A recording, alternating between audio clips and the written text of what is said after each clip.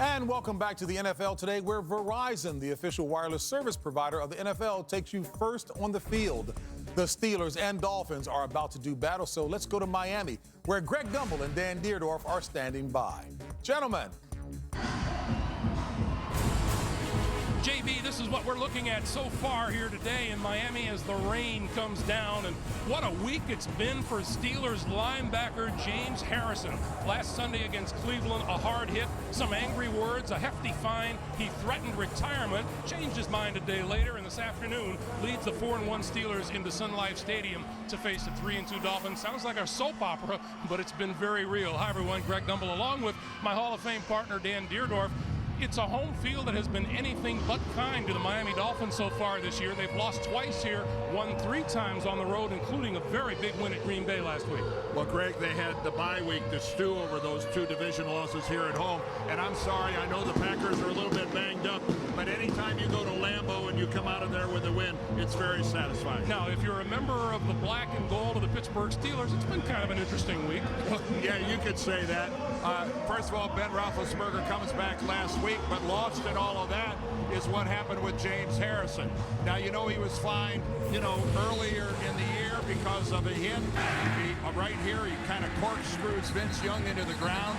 And so they looked at as a second violation. First that hit on Cribbs, then this one against Massaquoi, and $75,000 later, James Harrison is here in Miami. And you ask Coach Mike Tomlin, is this a loss of focus for your team, all these distractions? And he goes, in reality, I think my guys love it. We've got a tough 3-game road trip. I think they feed on that, and they will rally around James Harrison. Now, the Steelers lost Ben Roethlisberger to a 4-game suspension to start the season and just hoped to stay afloat until he returned. They did more than stay afloat. They won 3 out of 4, and Ben came back pretty good last week. Well, it's quite a testament to this Steeler team that when they're down to their 4th quarterback, they're still winning football games. And yes, you get Ben back. Yes, and the good thing, he still has those tools. Accuracy under pressure. Look at that strike for a touchdown to Wallace. He can still move. And he's not running to run, he's running to pass. He finds a lane and he hits a strike. And then finally, the arm strength is still there. And when you talk to the Steelers, Greg, it all came down to one thing. He was better in the second half than he was in the first half. He was better in the 4th quarter than he was in the 3rd. They liked the fact it was an upward curve. Now, when you think of the Steelers, you naturally think of defense, but these Miami Dolphins made some terrific moves during the offseason. They acquired Carlos Dansby. He's been terrific at inside linebacker, and they made some other moves as well. Well, they've made a lot of good moves, and they seem to have worked. They took a guy who was really a backup in Jason Allen, moved him over to corner, and he has responded playing great football. The talented rookie, Koa Misi, already 3 sacks, and Cameron Wake, we saw flashes of his brilliance last year. He's already got 6 sacks. Great edge rushers for the Dolphins. Home Depot tools to victory, Dan. Well, let's spotlight a couple guys. You can't talk about the Steelers without talking about Troy Polamalu, the most active defensive back in football. And on the other side, let's talk about Brandon Marshall. No single Steeler is going to be able to cover this guy. They'll double him every single play of the game. They targeted him 17 times last week. For the Steelers, the tools to victory: implement that Marshall plan. It's going to be a rotating cast of characters trying to defend number 19. We'll see how successful they are. And the Dolphins, 2 night game losses here at home. This is their first 1 o'clock start of the year. It can't be hot enough. The sun can't be out enough. And wouldn't you know, it's raining. And for more Home Depot player stats, log on to CBSSports.com. Our stage is set. The 3-2 Dolphins, the 4-1 Steelers will continue from South Florida after this message and a word from your local station.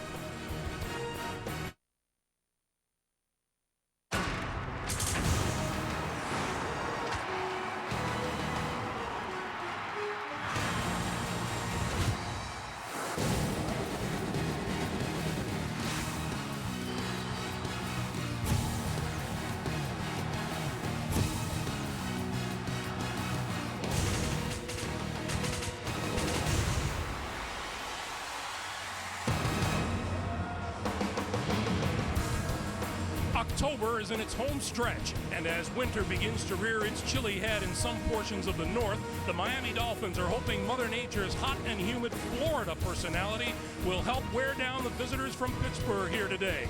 The Steelers and the Dolphins come your way next from South Florida in Sony High Definition.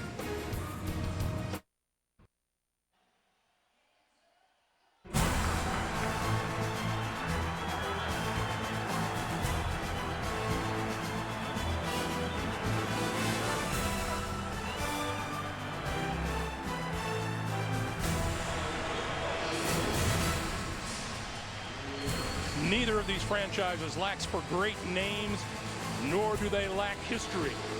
And a renewal of this great rivalry is greeted with some sunshine, raining just a few moments ago, and the sun is now out. The Miami Dolphins have won the toss, and they will defer, which means the Pittsburgh Steelers will get their hands on the football first.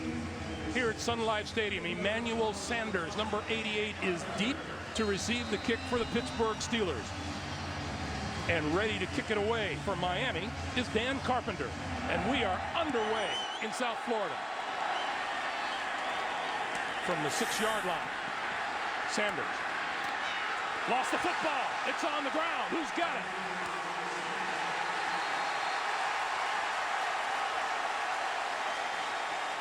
Miami.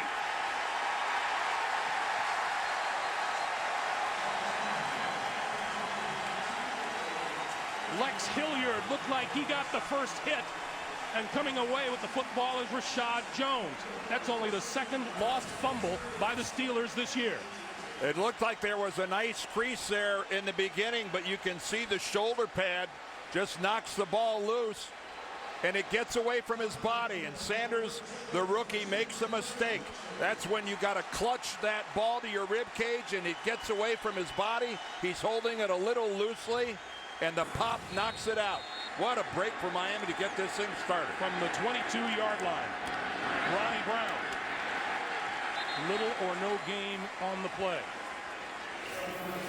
Chad Henne is in his third NFL season. Is he rounding into NFL quality? His coach sure thinks so. He's been especially good passing on third down this year.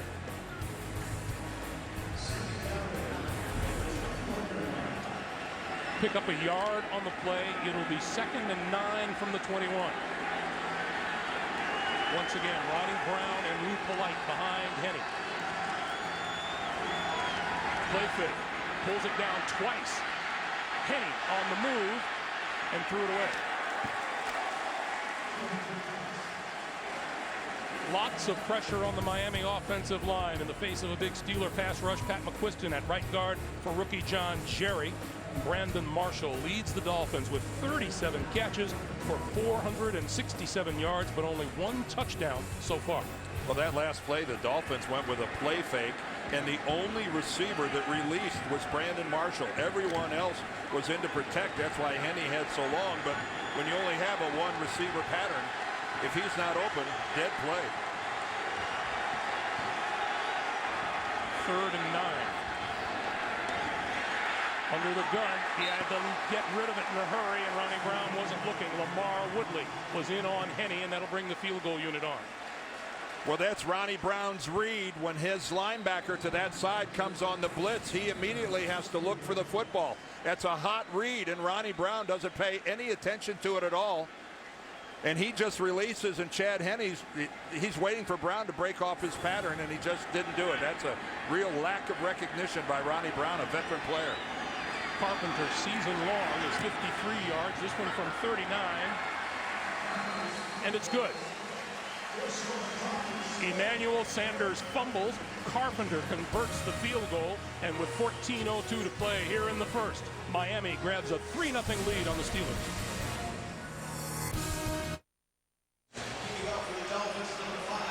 On the play clock about 55 seconds ago, Emmanuel Sanders took the kickoff and coughed it up. Mike Tomlin has him back again at his own goal line.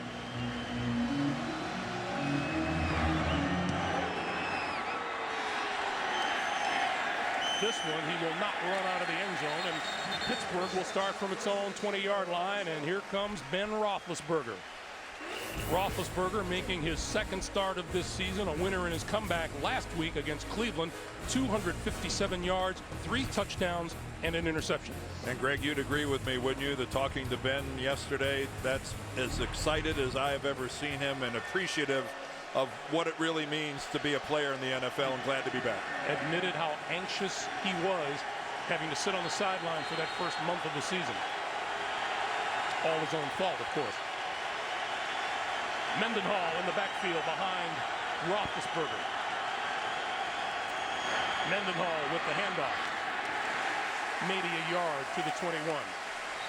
On a huge offensive line, second-year man Doug Legursky replaces Trey Essex at right guard. Essex misses his 4th game with a sprained left ankle. The backs and the receivers, and it's the ground game that's been carrying these Steelers. Rashad Mendenhall showing the way with 495 rushing yards and 5 touchdowns. There's Legursky at right guard on 2nd and 9. A petite 315 pounds. On that Steeler offensive line, that's small. Roethlisberger, pump fake, throwing across the field, just off the fingertips of Mike Wallace, the speedster.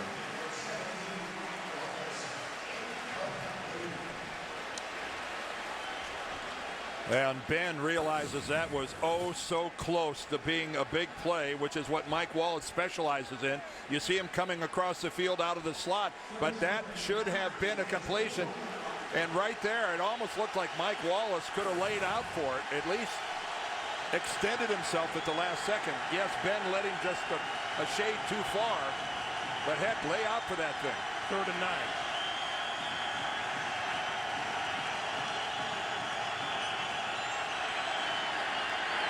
Roethlisberger under pressure. Tried to get rid of it. Dolphin falls on the ball. Let's see what they call it.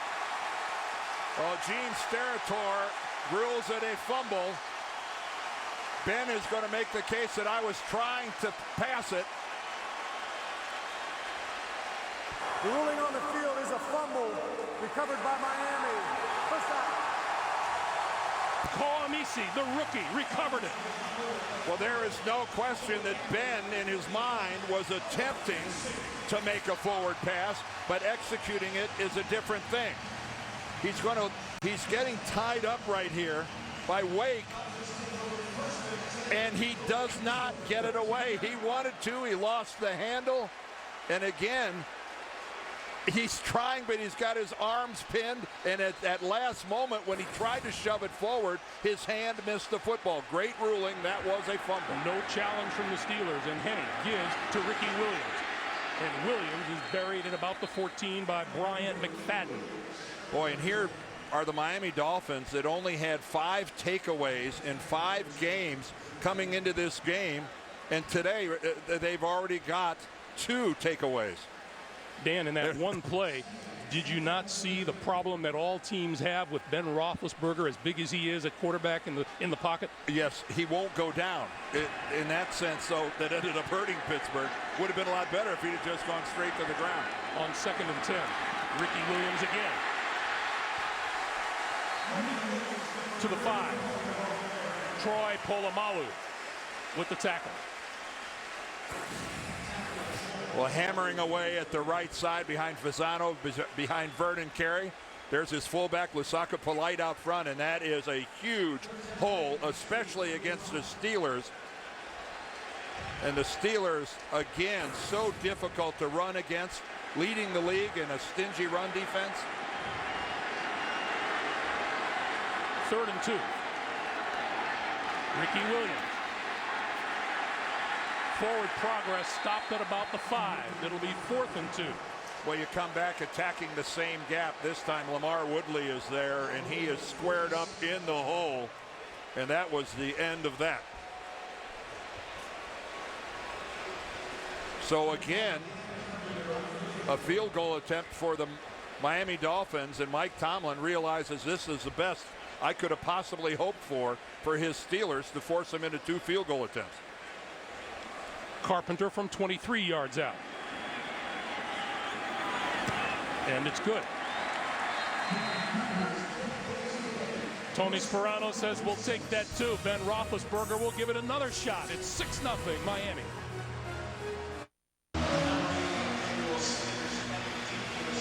Back at Sun Life Stadium in Miami. Emmanuel Sanders deep once again for the Pittsburgh Steelers. This is the third time he's received a kickoff here in the first 3 minutes 45 seconds of this game. Sanders from the 3. And it will be stopped short of the 20-yard line. Everybody's been watching James Harrison. What's he doing today, you might ask? He's back at work. Yeah, nobody's been under more scrutiny than this guy. There's Harrison coming in there on the top left of your screen. Watch him try to knock the ball away from Ricky Williams, but he swings in there, and you know that's why you see a ball carrier. They work so hard on keeping that ball clutched into their body, because once you're stood up, then everybody goes for the football instead of the tackle. A myriad of reactions to James Harrison. Praise from teammates and vilified by a lot of other people. From the 19-yard line.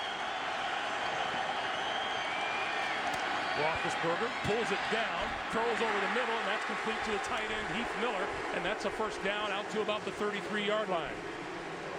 On the Dolphins' 3-4 front, Paul Soliai moves up to start in the middle as Starks slides outside to replace injured Jared Odrick.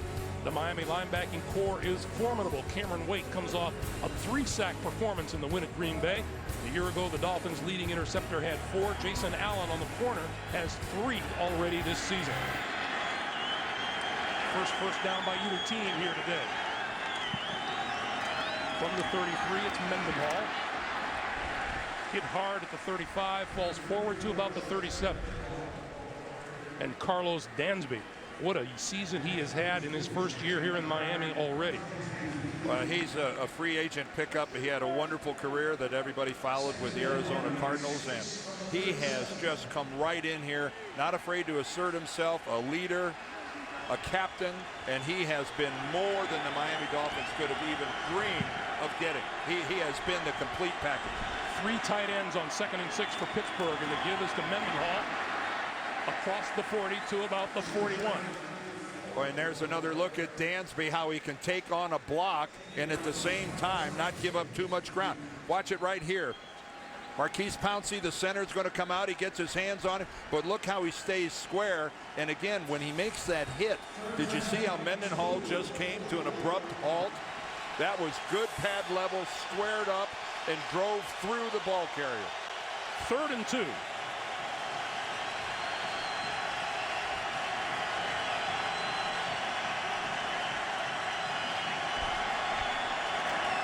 They'll give it to Isaac Redman, and Redman is stacked up at the line of scrimmage short of a first down. Jeremiah Bell, the leading tackler for these Dolphins, led the charge. Well, that is totally committing to run defense when your strong safety is making a tackle in the backfield. He's going to come knifing right in the B gap, and no one from the Steelers able to account for him. Jeremiah Bell, a yard off the line of scrimmage, big play. Daniel Sepulveda kicks it away to Devon Bess. Fair catch called for and made at the 15-yard line. And that is where Chad Henne and the Miami offense will take over when we come back.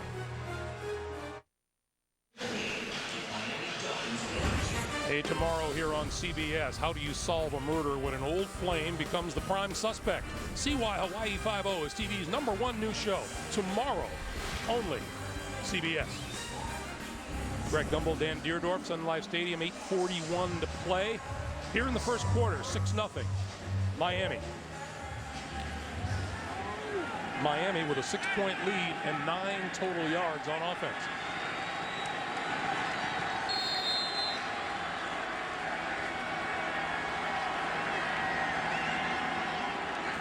And on first down, Henne will look and throw, and that one is complete across the 20 to about the 22-yard line to the tight end, Anthony Fasano.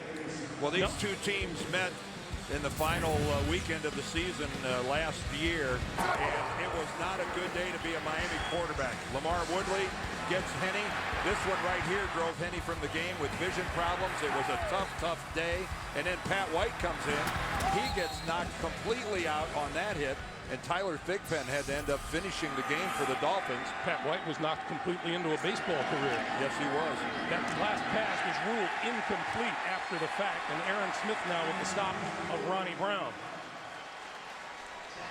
Aaron Smith has been such a good football player for so long here on this old defensive line for the Steelers. All these guys are over 30 years old. I'm going to tell them you said that. Well, when every guy on your defensive line, with the exception of Ziggy Hood, is over 30, that's you just don't see that in this era where teams are trying to get younger. Mike Tomlin was lamenting the fact, he said, even my backups are old. Old but productive. That's the key word. 3rd and 12. Henne on the move. All kinds of time. And now running out of time and threw it away. Terrific coverage in the secondary by the Pittsburgh Steelers. And I think it's one of the things where Chad Henne is maturing. He told us that, I've made mistakes where I thought my big arm could get that ball into tight coverage. And that is smart football in your own end of the field, backed inside your own 15-yard line. You don't make a silly mistake. This is a very good defense. Sometimes they just win. They cover all your guys. Try it again later. Antoine Randall L is deep for the punt. From his 22. Not going to recover from the first hit. From the 19-yard line, Roethlisberger and company will get started when we come back in just a moment. 6-0 Dolphins.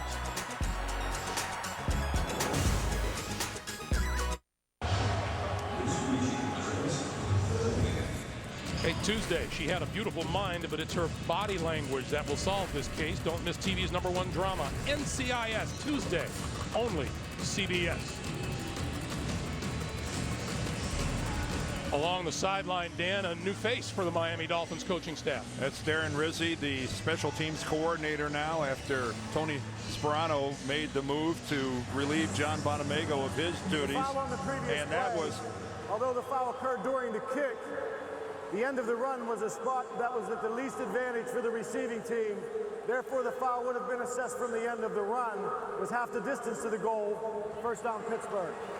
Well, after a tremendous punt, 66 yards, tack a penalty on top of it. And how's this for a change of field position? Miami goes from being inside their own 15 to putting Pittsburgh back inside their own 10 on a punt. That's a career-long punt for Brandon Fields.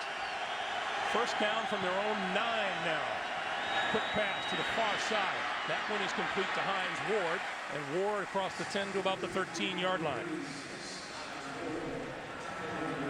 Well, the old bubble screen where you just try to get it to the hands of a guy that can do something after he catches it, and Hines Ward, after 13 years in the league, still is Hines Ward. Can do it. Whatever it takes, he will do. If it's catching the ball, if it's running after the catch, if it's blocking downfield, if it's being a leader.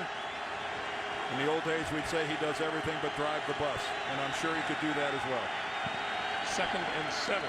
This is Mwelde Moore. Moore, left side, spinning across the 15. We have a penalty marker, 2-3 markers down. A major holding call going to go against Pittsburgh here, right at the point of attack. Holding, offense, number 64, half the distance to the goal. Replay, that's Doug Legursky, who's filling in at right guard today for Trey Essex. Yeah, well, he pulls from his right guard spot and gets around the edge, and then trying to set that edge has a major hold. Legursky right there. He's got Cameron Wake tied up.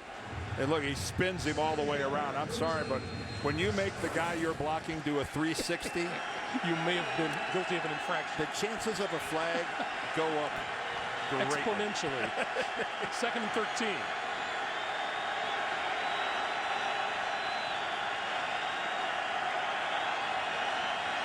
Roethlisberger, pump fake. Pulls it down and releases out here to Moore. Moore out of of bounds short of the 15-yard line. Heavens to Murgatroyd. James Brown in for a second straight Sunday. JB in New York. Heavens to Murgatroyd is right, Greg Gumbel. Take a look at Buffalo's Ryan Fitzpatrick hooking up 33 yards, Greg, with that touchdown pass to the veteran Lee Evans. That capped a 6-play, 72-yard strike. Buffalo on top of Baltimore, 7-3. Greg feeling better. Greg Gumbel, Dan Deerdorf. Thank you, JB. You know, those Buffalo Bills are going to win sometime. You just wonder against who. It's not every day we go back to New York for a Ryan Fitzpatrick update. It's true. 3rd and 7.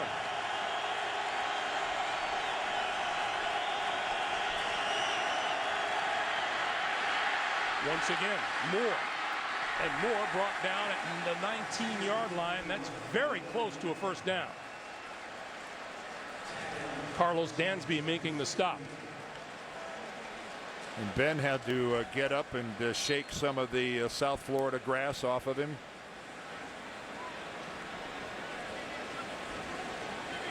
So we'll get a measurement for the first down. It was good work by Miami. Good pressure on Roethlisberger. He was good coverage. He was forced to go to his check down. And then a good tackle downfield. Now we're going to see if Moore got close enough to move the chains. Yes, he did. And not by much. Well, again, Ben doing what he can to try to, just move a little bit, but he moves right into the pressure. But it was a good job of knowing where his outlet was and a good spot by the officials. That was good work by everybody. That was just well done on both sides of the football. Just executed well enough to barely move the chain. You see the lack of passing game so far in the Steeler offense. That's likely to change with Roethlisberger back. First down. Moore. Across the 20 to the 23 as we come up on 5 minutes to play here in the first quarter. And Tony Sperano has to like where most of this game has been played so far. Well, he likes where it's been played, but he can't like the 6-0 lead.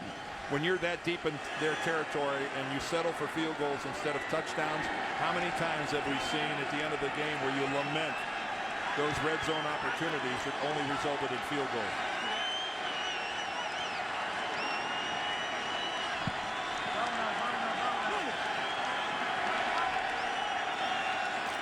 Roethlisberger will give it to Moore. Moore breaking free.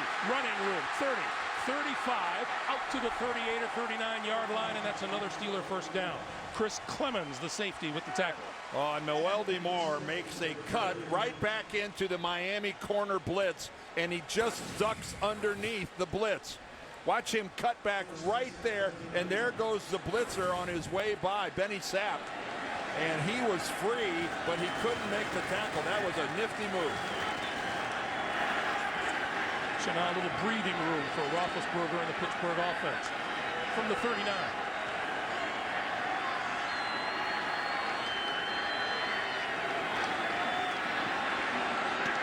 Across midfield into Miami territory at the 48 to Antoine Randall L. His first reception of the day and another Pittsburgh first down. Well, here's Ben telling his team to get up to the line of scrimmage.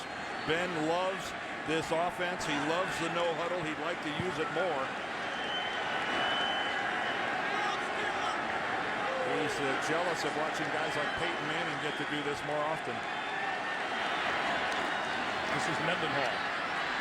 Dances his way across the line of scrimmage and inside the 45 to the 44. Well, you talk to anybody in Pittsburgh about Rashard Mendenhall and the progress that he has shown, and they are just thrilled with the way that he's evolving now here in his third year in the NFL. And again, back to the no huddle. Steelers in Miami territory for the first time today.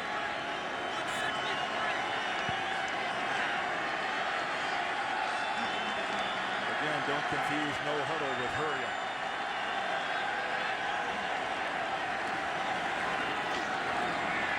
Roethlisberger hits his tight end. We get a penalty flag in the backfield. And this one looks like it's going to come back. Holding. Offense, number 64. 10-yard penalty. Second down. Well, they may talk to Mr. Legursky at halftime. That's the second one on him. Boy, it sure is. And he's, you know, Mike Tomlin doesn't change a whole lot because of that. He doesn't overreact, but having 2 holding calls on the same drive, not a good thing. Coaches don't smile at that, do they? No, they don't. Okay. And again, it's the offensive lineman's plight, Greg. It's about the only way you ever get your name mentioned. Wayne. Well, you know, he's in there for Trey Essex, but again, a flag is about the only way you get a highlight. 2nd and 16. And that one bounces off of Hines Ward. He goes back after it in case that's ruled. And it's ruled an incomplete pass once again. JV in New York. Hey, Greg and Dan, not the way you want to start your homecoming back in Chicago if you're Donovan McNabb. Play action, under pressure, ill-advised pass, batted, picked off by DJ Moore. Moore returns it 54 yards to pay dirt. Chicago on top of Washington 7-0 late in the first. Greg and Dan. Donovan McNabb from the south side of Chicago. You're right. It's not the way he wants to go home. 3rd and 16.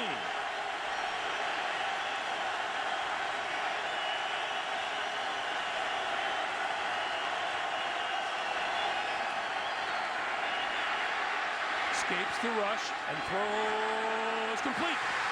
Inside the 20, inside the 15 to Hines Ward. What a beautiful touch on the ball by Roethlisberger. Well, and it was after Ben was forced to step up because Cameron Wake coming off the edge got around Flozell Adams. And again, we see Ben Roethlisberger with his legs creating. And that's exactly what he did there. Bought time. And then at the end of it, delivered a beautiful touch pass. 43-yard pickup, 1st down, Steelers at the Miami 11. But made because of the athleticism of Roethlisberger. Mendenhall inside the 10 to about the 7. That is so demoralizing for a defense to flush the quarterback. You got him on the move. More often than not, bad things happen when the quarterback has to move. Watch it right here. Ben wants to set, but he's got to get up there. He's got to run. He evades the rush, and then falling backward, he's able to deliver this accurate of a ball to Hines Ward. Sorry, everybody. Not everybody could do that. Last 3 games, 9 red zone trips for Pittsburgh, 7 touchdowns. Roethlisberger throws this way to Wallace, who is hit immediately and brought to a stop. Forward progress will be marked at the 7. Nice work there by Sean Smith, who started all last year at corner. That was a quick force and a sure tackle. Last half minute of play here in the first quarter.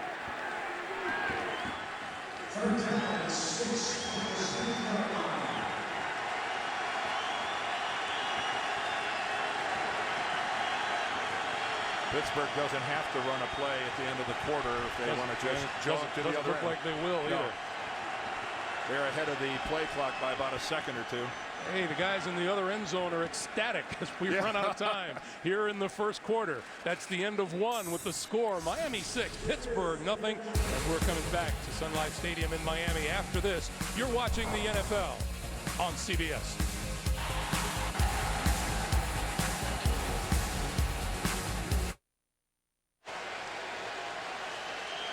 As we're back to start the second quarter, a look at those numbers shows you how useless some numbers can be. The only significant number there are the 2 Pittsburgh turnovers. And significant they are. And again, don't want to belabor the point, but the Pittsburgh defense held Miami to 2 field goals. It could be a 14-0 game if Tony Sparano had his way. 12th play of this drive, and Pittsburgh can get a first down without getting a touchdown. It's 3rd and 6 from the 7.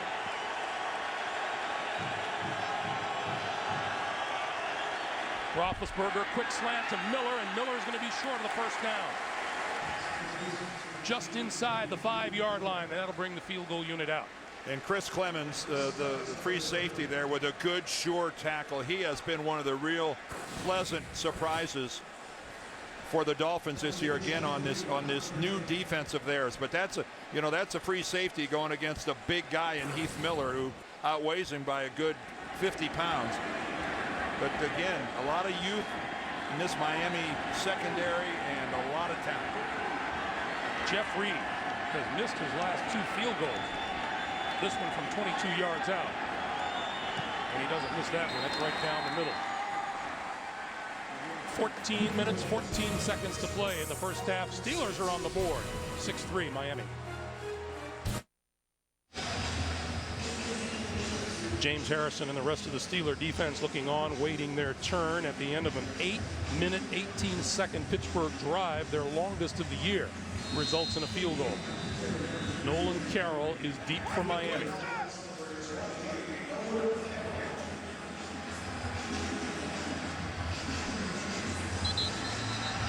And the wind is blowing the ball off the tee.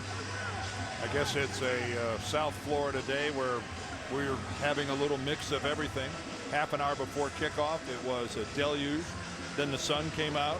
It is a breezy day, though. That's going to be the constant. The wind is supposed to be pretty steady all afternoon. Dan Deerdorf, our staff meteorologist. Thank you very much. Thank you.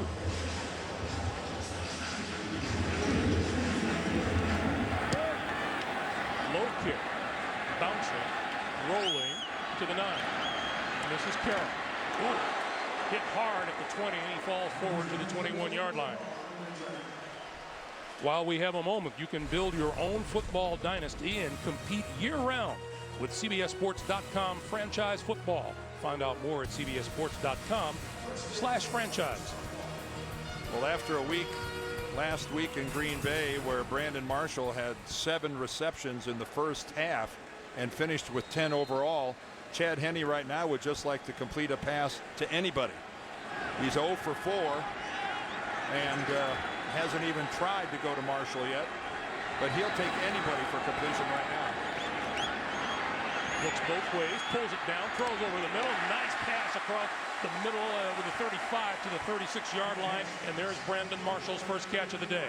Well, credit the offensive line with that one because that was superior pass protection. Chad Henne had a long time to look at this. And Brandon Marshall, again, just nothing fancy. But watch this pocket.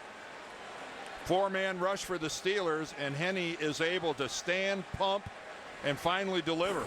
That is a rare luxury to have that long. Here's Ricky Williams to about the 38-yard line.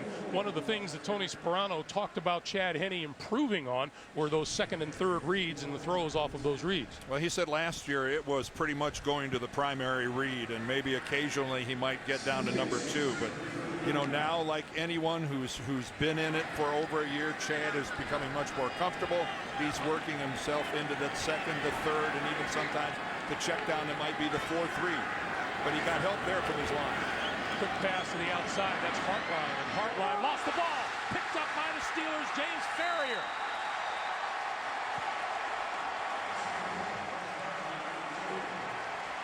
Hartline coughed it up. Ferrier was there to grab it in midair. And the Steelers get it in good field position.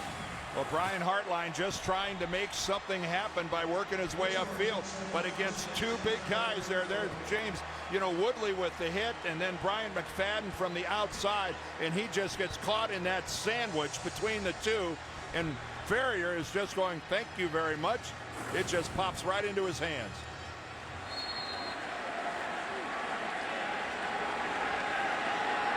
More takeaways than anybody else in the NFL. The Pittsburgh Steelers, they now have the ball first down at the Miami 34. Mendenhall to about the 30. Well, as the sun now comes out and shines brightly, going back to the meteorology here, Tony Sperano, this is what he was looking for. He wanted the Steelers to be in their black jerseys. He wanted this sun to be out. He wanted it to be 90. It could not have been hot enough to suit him because he thinks in the second half that that's going to be an advantage for the Dolphins. It's because of all of those really small people on that offensive line of the Steelers.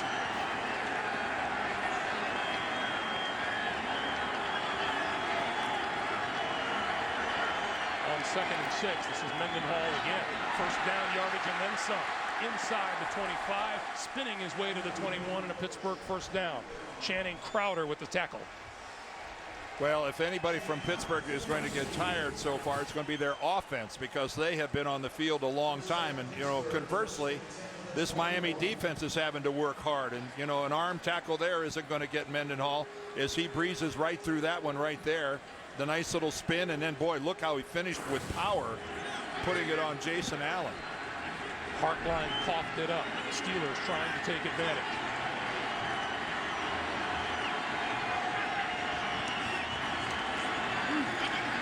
Roethlisberger going to the end zone and just off the fingertips of Max Spaeth, number 89, the tight end. Well, Ben had to go high with this football because that guy, Carlos Dansby, had the underneath coverage.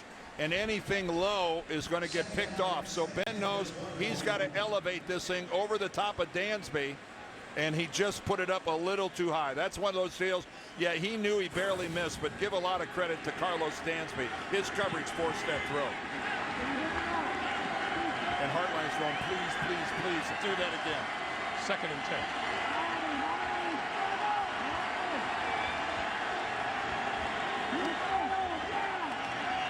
Roethlisberger this side of the field, and he overthrows the intended receiver, Mike Wallace.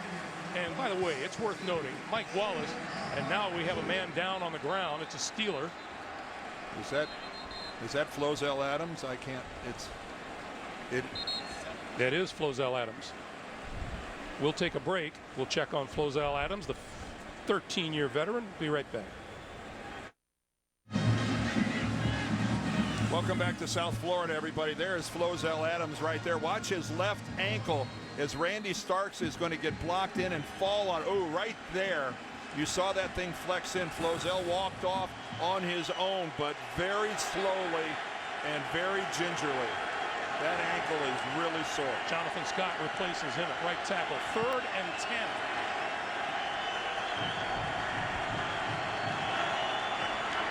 Under pressure. That one is complete to the near side. Hines Ward breaks free to the 5. Touchdown, Pittsburgh.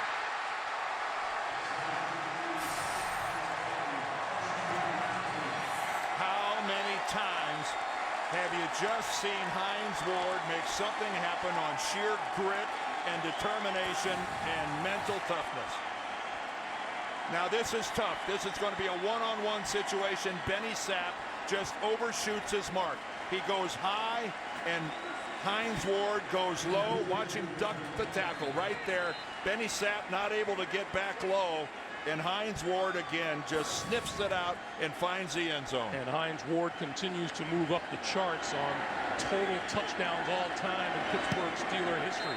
The extra point is good. 11-11 to play here in the first half. The Steelers grab the lead, 10-6. Ben Roethlisberger says, another touchdown pass for me.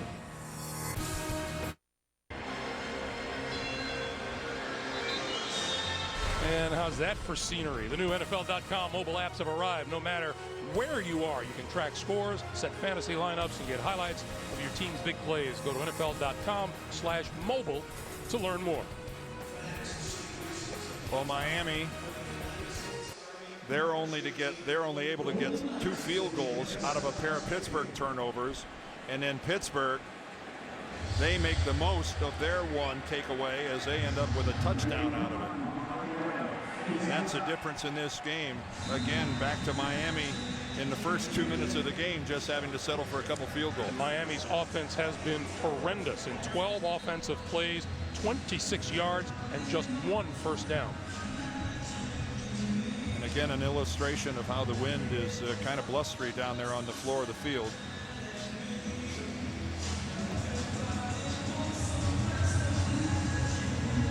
But again, the Miami Dolphins with a grand total of 26 yards offensively.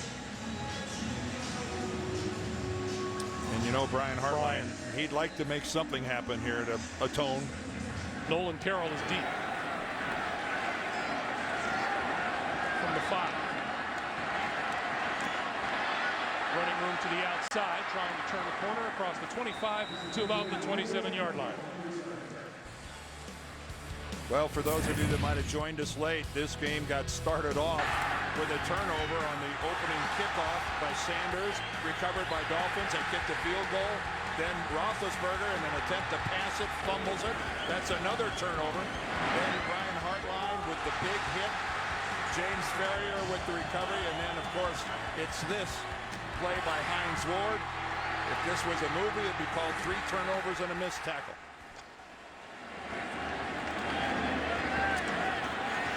Pass to the near side, and that is Hartline. So Hartline gets a chance to hold on to the ball.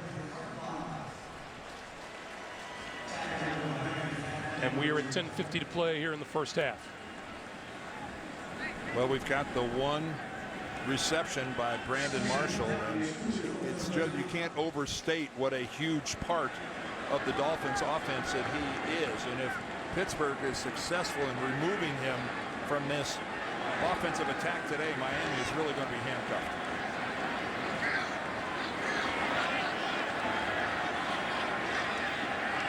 Chad Henne throws it outside. That's complete. Devon Bess run out of bounds. First down, close to midfield. Well, good work here by Dan Henning, the offensive coordinator, because he runs Marshall deep, taking the Pittsburgh coverage with him, and then let Devon Bess, who works so well underneath, come in and take that void. Brandon Marshall is another 10 yards down the field. Hartline's down the field. It's Devon Bess.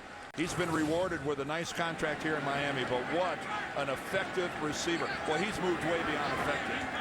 He is a guy you got a game plan against. On first down, Ronnie Brown for a yard. That's one thing Tony Sperano could not have been more decisive about. They have to run the ball. He'd settle for the way they ran it a week ago at Green Bay. Well, yeah, anybody would settle for that going against Pittsburgh. The problem is Pittsburgh doesn't let anybody run the football. This unit of Dick LeBeau's has just year in, year out been almost the impenetrable wall, and it hasn't changed a whole lot. Guess what? They lead the league, the best run defense in the league. Well, and everybody who comes up against Pittsburgh ends up running for less than their average. Henne. What a block in front of him. Over the middle. That's complete to Marshall. And Marshall wrestled down at the Steelers' 31-yard line. James Harrison tried to elevate.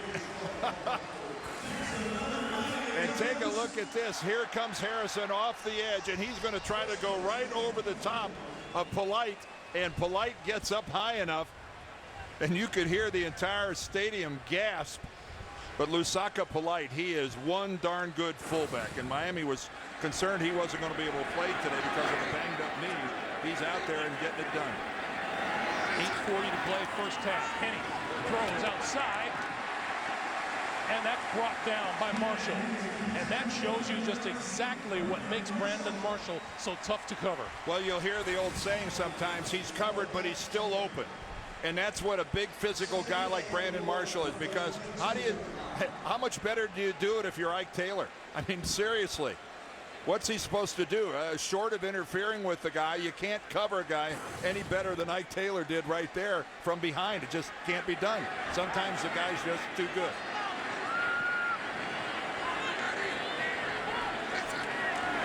We'll go back to the Brown game, and this is Ronnie Brown, and Brown spins inside to about the 20-yard line.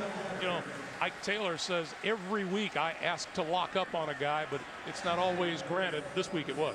Yeah, they're going to try to put him the majority of the game on Brandon Marshall, and the reason is that Ike Taylor is a good-sized corner. He's a good 6'2", and because of his height, he's at less of a disadvantage. McFadden on the other side is about 6 feet.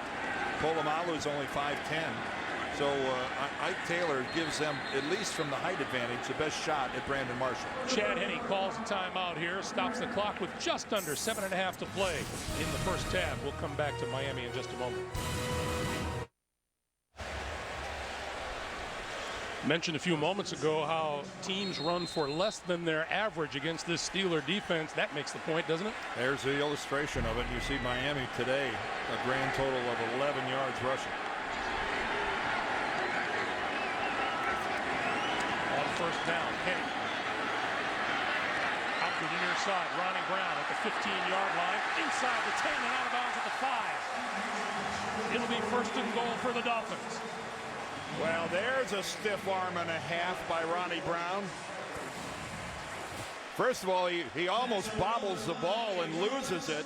He's able to get it back, but watch this stiff arm on Ike Taylor right there as he just shoves him away. You didn't get a great look at it from that angle, but it was a good, solid shot, and poor Ike Taylor just got discarded. First and goal for the Dolphins, just inside the 5-yard line. Ronnie Brown, the deep back. Brown to the 4.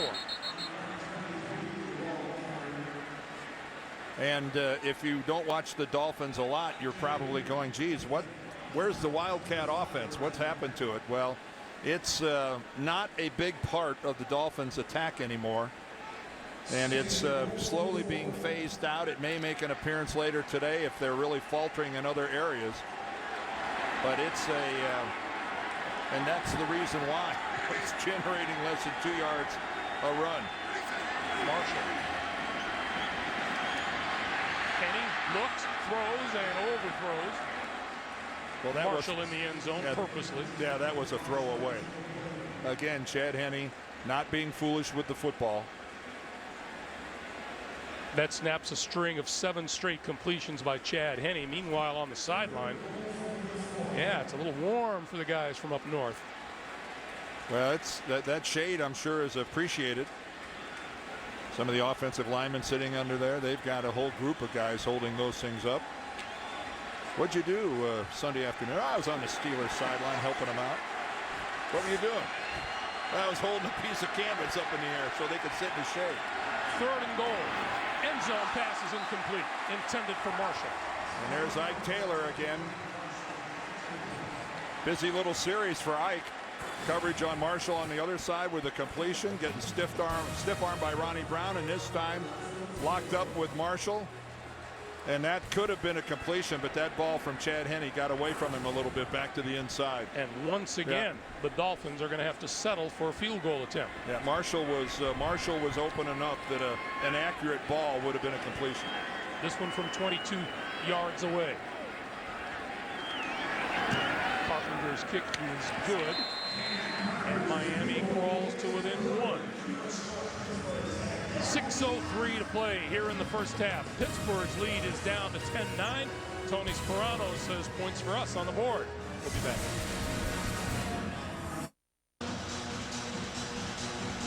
.603 to play in the first half of a 1-point game. The Steelers on top by a score of 10-9.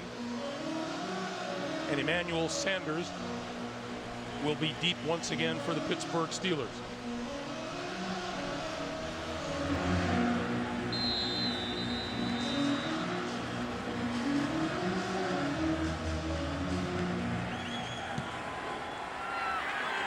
And he'll get a chance to return this one from the 10.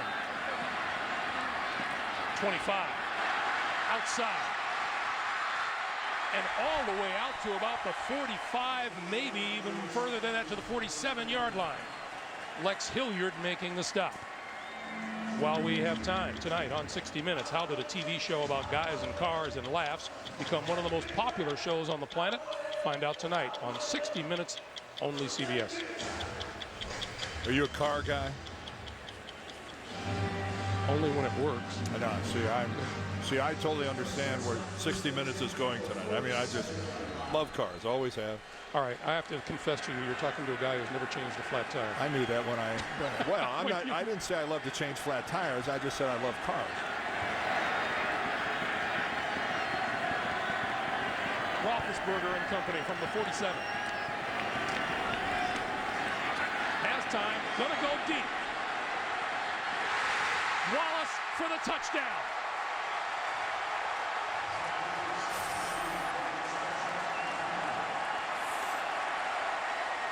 Maybe the fastest guy in the National Football League. Well, he's got Chris Johnson kind of speed. And Ben Roethlisberger just lays this thing out there. Jason Allen, number 32's got the coverage. He knows what's happening, but this is just a case of getting outrun. Jason Allen recognized the pattern, did everything he could do, and just could not catch up to the speed of Mike Wallace. And Ben Roethlisberger Ben told us one time he overthrew him in practice, and Mike Tomlin stopped practice and said, everybody, do you realize what just happened? Ben actually overthrew Mike Wallace. He didn't on that one. He dropped in a perfect ball. Steelers' longest pass play of the season, 53 yards. The extra point is good. The Steelers have gotten touchdown passes from Ben Roethlisberger on his last 2 throws.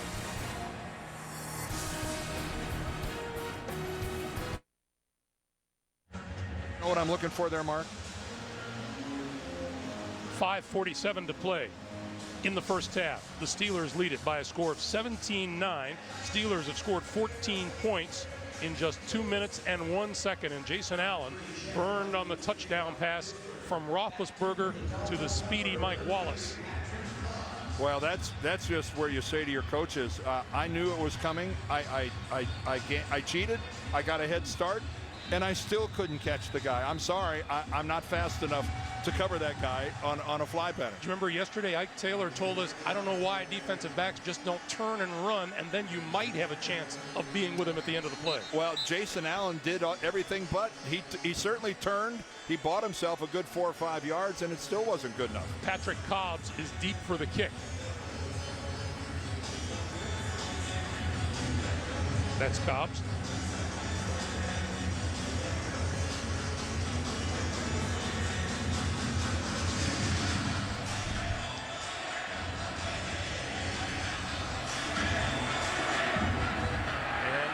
Blew the ball off the tee, so we'll do this again. You know, we're talking about what Jason Allen was doing. Take a look at him up here. He's already broken and giving ground at the start of the play. See him moving back? He started up, lined up in press coverage, and he gave himself a good 5 or 6 yard head start, and he still couldn't keep up with Mike Wallace. I mean, that's got to be kind of frustrating and a little bit scary, because there's still 2.5 quarters of football to play, and you realize I haven't covered a guy this fast in a long time, if ever. Mike Tomlin said he's as fast as anybody he's been around. And Roethlisberger said his speed is ridiculous. Ridiculous. Ike Taylor holding the ball for the kick now, and here's Cobbs. And he will get to run this one out as he takes it into and out of the end zone for the touchback. Well, Mike Wallace is used to big plays. We've already referenced the last game of last season here in Miami. And guess what? There's Mike Wallace again with a 52-yard reception. And now he comes right back going exactly the same direction, and he betters it by a yard. That one 53, and some lucky fan got the football. And as Al Davis used to say, speed kills. And Mike Wallace has speed in abundance. So Henne on first down from his own 20-yard line. With time. Throws it out to the near side and threw it low to Ricky Williams. It's incomplete. It'll be 2nd and 10. Talk about a difference that Ben Roethlisberger makes. The Steelers come in averaging 160 yards throwing a game. They've got 155 so far today. And again, it's only Ben's second game back after the 4-game suspension. And, you know, the Steelers to a man just talking about, you know, our passing game isn't where we want it to be. We're having to work on it during the season because Ben was gone for those 4 weeks. But, boy, if they're not there where they'd like to be, there you can see they're getting closer and closer. Here comes the blitz. Henne spins away from trouble and throws it away. 3rd and 10. Again, initially, Chad Henne had a decent pocket, but then he can't find anybody open downfield, and it finally collapses around him. James Harrison gets a running start at it, runs right into Richie Incognito, and runs Incognito all the way back in and through Chad Henne. Normally, with that kind of pressure, somebody else is there to clean up. You think James Harrison is a powerful man? That's a 325-pound guard he just picked up and carried back to the quarterback. On 3rd down, Henne, time again, pulls it down twice and then throws, and that's complete out to the 35 Park line with a nice catch and a 1st down. Well, you talk to Tony Sperano, and he's quick to talk about how his offensive line is coming along. And let me tell you, that was fabulous blocking. Chad Henne again had all the time in the world to find a receiver. Again, take a look at this pocket. It's a four-man rush, but that is just stoning him. I mean, that is giving your quarterback all day to find somebody. That's the first third down conversion of the day for the Dolphins. Straight ahead, Ricky Williams to about the 43. Well, Troy Polamalu comes up and makes the hit. That's about the first time today that he's found himself in the middle of things. Man, when he wants to come up and when it's his job to come up and support the run, what a sure tackler. He's not one of those guys that hangs on when he makes a tackle. He goes through the person he's attempting to tackle, and their legs are going sideways. Quick pass to Hartline on the near side, across the 45 and out to about the 49, and that's another Miami first down as we come up on 4 minutes to play in the half. You know, one of the fun things here when Miami has the ball, Greg, Dan Henning, their offensive coordinator, you know, he's 68 years old, and he's matching wits with Pittsburgh's defensive coordinator, Dick LeBeau, who's 73. This is the Social Security offense here. Experience against the super senior defense. Ricky Williams across midfield to about the 46.5-yard line of the Steelers. Nick Eason with the tackle. 3.5 to play. End counting. Dick LeBeau, 62 career interceptions. What a career he had. Well, and his career culminated in August when he was enshrined in Canton, Ohio with the Hall of Fame and the Steelers, and one of the classiest things I've ever seen. The entire 2010 edition of the Steelers went to Canton to be there for their coach at his induction. Henne over the middle, got his man. Inside the 35, Devon Bess has another first down for the Dolphins. Devon Bess is a hard-working guy, like slot receivers have to be, because it's not glamorous. You're working underneath. You're in there where the big guys are, and you can see that Lawrence Timmons has got the coverage on him. Well, I'm sorry, Lawrence Timmons, he does get in there. To his credit, he hooks him, but that is asking a lot of Lawrence Timmons to try to keep up with the quickness that Devon Bess has. 2.5 to play from the 32-yard line.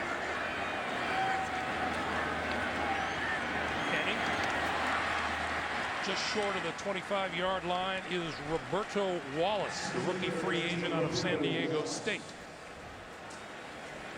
And it looks like that will bring us to the 2-minute warning.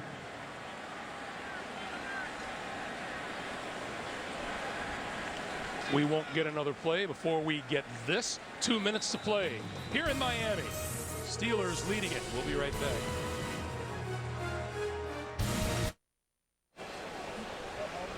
Stand by for the usual suspects coming up on the Sprint halftime report. James Brown, Dan Shannon, Boomer, Coach Cowher will have all the latest NFL scores and highlights. A few clouds out over the stadium, off in the distance.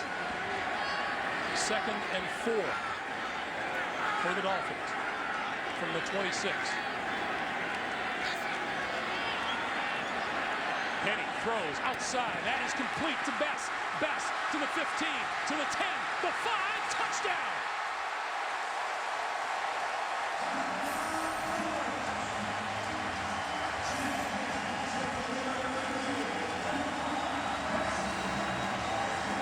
Well, everybody talks about Brandon Marshall and his ability to run after the catch. I think Devon Bess is saying, I want to get in on a little of that recognition. Because take a look at this as he gets away from Gay. Look at the move he puts on Clark, and then he stays in bounds and stays balanced enough to lunge over the goal line. Devon Bess showing that he is earning his big new contract here in Miami. They're going to check and see if Devon Bess stayed in bounds on the far sideline. Remember, we're inside 2 minutes, so this is called for by the replay assistant upstairs. This ought to give us a good look Again, shaking the initial tackle.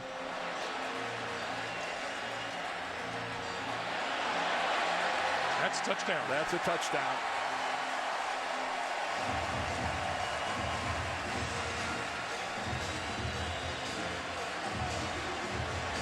Jerry Bergman, the head linesman, was right there in position, and he made the non-call, saying that he stayed in bounds. You know, these Steelers don't surrender touchdowns easily. This is their 6th game of the season. It's the 6th touchdown they've allowed this year. Again, here's another look at it, and it looks pretty definitive. Looks pretty definitive that Devon Bess is well in bounds. And this didn't take Gene Steratore long. No. After review, the ruling on the field is confirmed. It is a touchdown. Well, finally, Tony Sperano's team gets in the end zone after enjoying a lot of trips deep into Pittsburgh territory and having to settle for 3 field goals. Now they finally cracked the case of the Pittsburgh end zone. Again, take a look at this. They were down to the 21. They were down to the 5. They were down to the 4.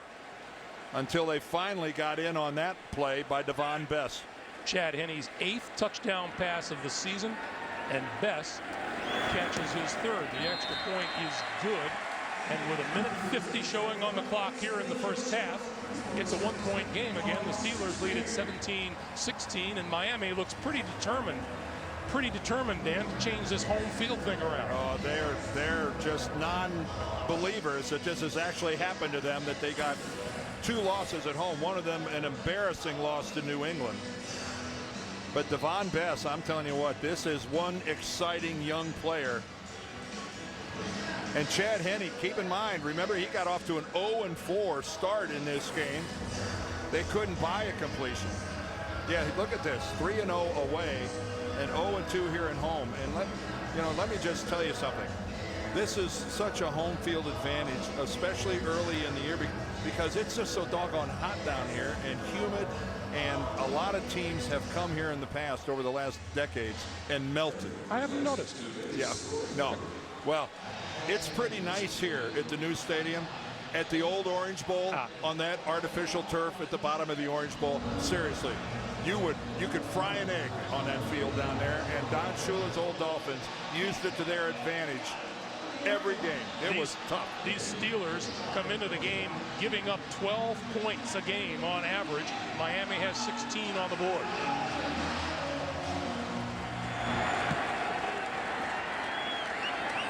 This is Emmanuel Sanders from about the 12. 30, 35, and out to the 40-yard line. Well, we've had a lot going on here in these first 2 quarters. Early on, it was just a game of turnovers, starting with the opening kickoff by Sanders. That led to 3. Then Ben tries to throw it, but ends up fumbling instead. That led to a field goal and 3 points. Brian Hartline gets sandwiched there, flies right to Ferrier. That was another 3. And then Hines, well, look at Hines Ward shaking the tackle, and then Mike Wallace. So Ben Roethlisberger ends up with a pair of touchdown passes, but then Chad Henne responds with one of his own to Devon Bess. And what started out as a turnover field goal game has gotten exciting here with big plays. Now from the 40-yard line, Roethlisberger looks one way, throws the other, and that is complete. Inside the 40. Are you kidding Hines me? Ward, what a terrific grab. Are you kidding me? Look at that.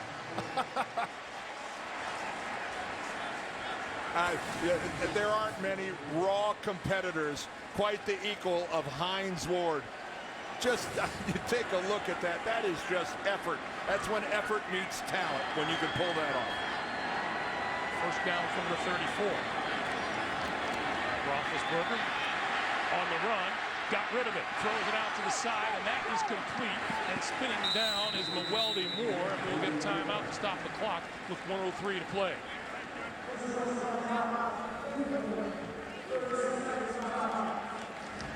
Not news to anyone around the league that Ben Roethlisberger at 6'5", 241 is tough to bring down. Yes, he is. There's not a quarterback in football that's any tougher to sack. thought it was pretty funny talking to Max Starks. I said, well, what's it like, the left tackle of the Pittsburgh Steelers? I said, what's it like blocking for a quarterback that you don't know where he's going to be? And he said, I never realized how I took the rear view mirrors on my car for granted. He said, I wish I had a couple attached to my helmet so I could see behind me to see where Ben's going to be. Dan, easily the best story of yesterday's interviews came when you asked Max Starks what he weighed, and he said 355, and then you relayed that information to Ike Taylor. And Ike Taylor looked at me and said, and you believed him? So then we think that Max has worked his way up into the 360s, and then we come to find out that pretty much anything under 370 is okay with Coach Tomlin. Yeah. 2nd and 4.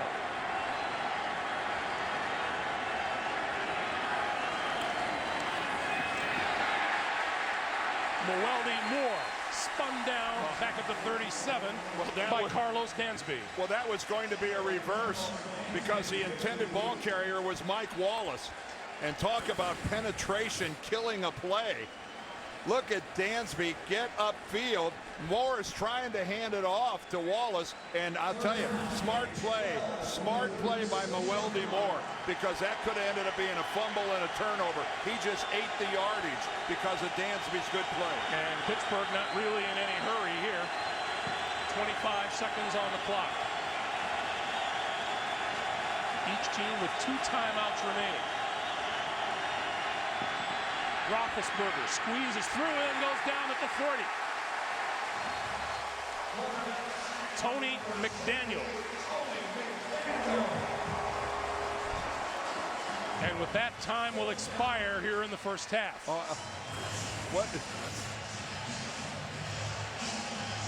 Well, Pittsburgh just can't be willing. I'm surprised Ben didn't try to get rid of that football and try to at least get themselves with a chance to try to get a field goal range. That's the end of the first half. Pittsburgh by 1, 17-16. Sprint halftime report after this message and a word from your local station.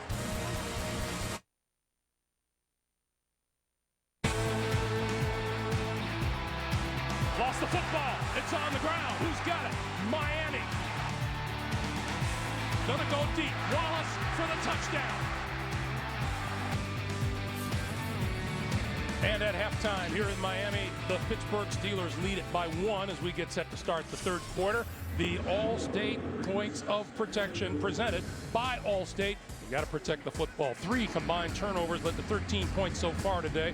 Got to protect against the big play. All 3 touchdowns today for 20 or more yards. And Ben Roethlisberger throwing the football well. It's a 1-point lead for the Steelers. Welcome back to Miami, everyone. Greg Gumbel along with Dan Deerdorf. That's the good news for the Steelers. Roethlisberger throwing the ball well. The good news for Miami is Chad Henne, after a poor start, 0 for 4, has come out throwing the football very well, but they're not running the ball at all. Well, no, they're having to throw the football because I don't think they believe they can run the football against the Steelers. So if they're going to win this game, it's going to be on Chad Henne throwing the football. We saw a couple touchdown passes because of yards after the catch. You immediately think we must be talking about Brandon Marshall, but no, it was Devon Best and it was Hines Ward, both making great plays after receptions, getting themselves into the end zone. We're always talking about halftime adjustments, Dan. It'll be interesting to see what both these teams come out doing in the second half. Well, they are what they are in the sense that, Miami's not going to quit trying to run, but I'm not sure they have a lot of confidence. Patrick Cobb still on his feet. 35 penalty markers are down. Midfield and out of bounds at the Pittsburgh 40-yard line. And let's check the flag. There's no question that this is coming back.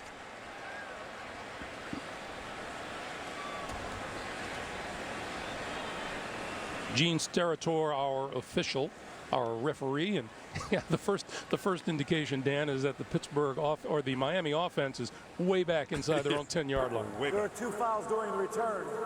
Illegal block in the back, return team number 18. That penalty is declined. Also during the return, holding number 51 of the return team.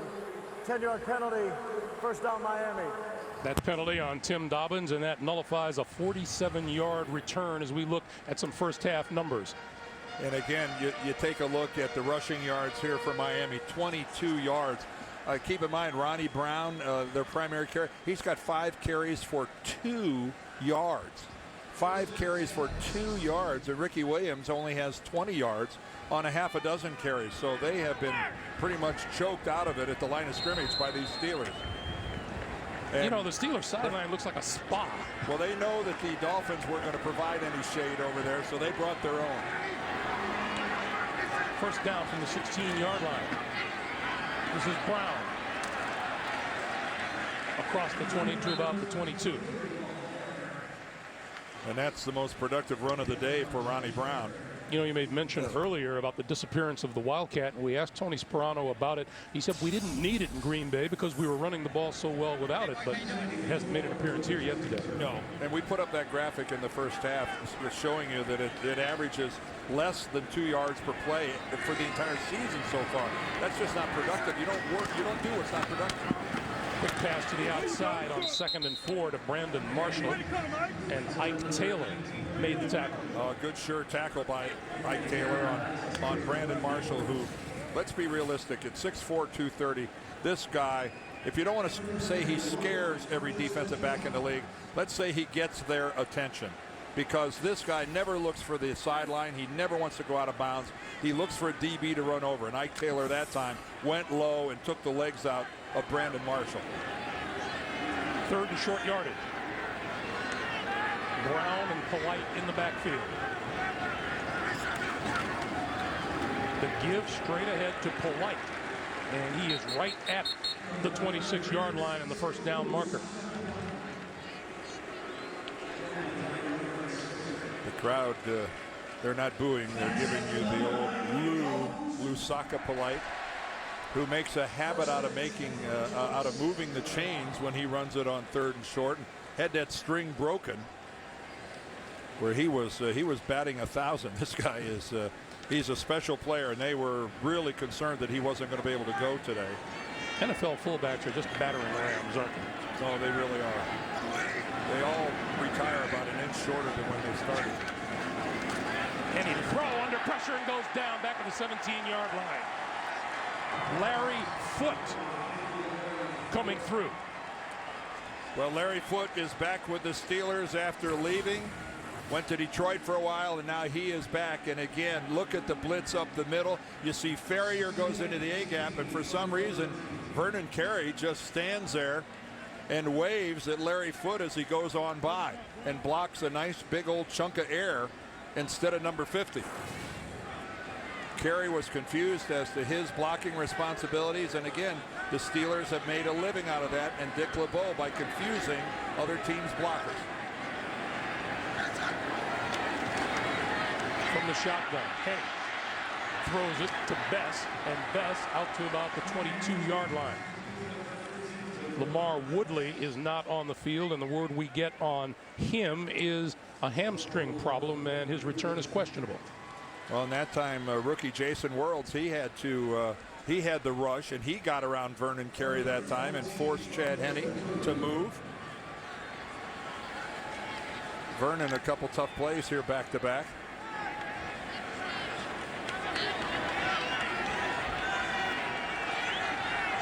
Chad Henne, pretty proficient coming into this game on 3rd down, not today. There's Worlds again. Best at the 25. And nothing but Steelers in front of him, and he steps out of bounds at about the 27. Well, the same rush that he showed last time, Jason Worlds just goes right upfield and gets that soft shoulder turn by Vernon Carey, and if it wasn't for the fact that Chad Henne had room to step up, that could have been a sack. Antoine Randall is deep, number 82. And joining him is Emmanuel Sanders. This is Randall. Fakes the reverse and is brought down at his own 32-yard line. 11:04 to play in the 3rd quarter. Steelers by 1.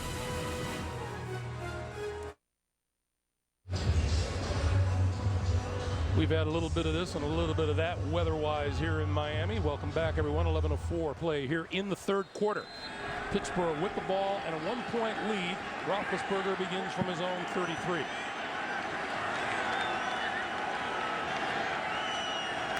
Mendenhall.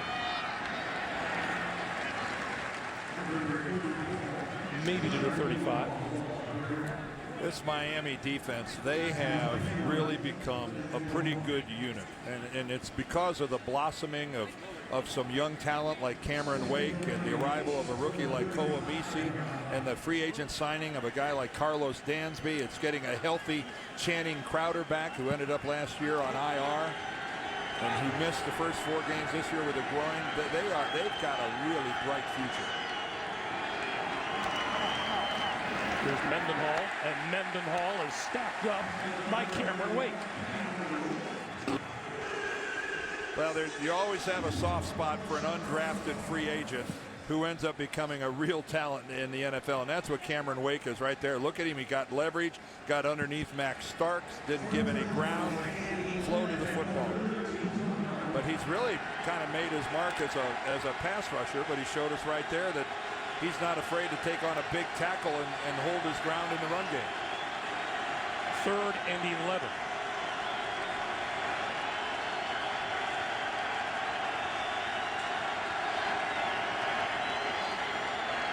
Roethlisberger pulls it down, now over the middle, and finds his man out to midfield as Emmanuel Sanders for the first down.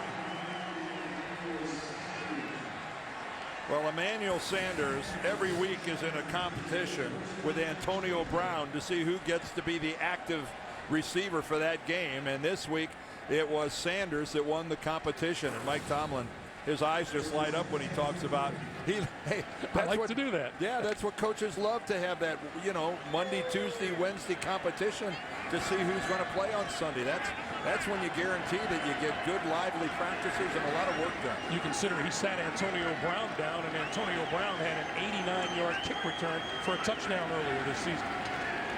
Roethlisberger under pressure, throws it, got his man inside the 30-yard line. Hines Ward again. Well, every time that Hines Ward and Ben Roethlisberger hook up on a completion, it's just one step more to getting right back to where they were before Ben's suspension. And again, a nice job of laying it right out there. And you saw Sean Smith, who was in the deep coverage that time, instead of going for the headshot on Hines Ward, he goes low, and what's he do? He ends up hitting Hines Ward down around the knees, and Ward looks like he's shaken up. Roethlisberger, 14 out of 18 for 237 yards. First down at the 26. Mendenhall going to lose yardage on the play. Paul Soliai. And back comes Hines Ward. Here comes Hines Ward back. Let's look at that play once more, because you see number 24, Sean Smith, he makes a decision and he goes low. And I'm going to tell you something right now. Hines Ward is not alone. You ask anybody, they'd rather take the shot up high than they would down around their knees.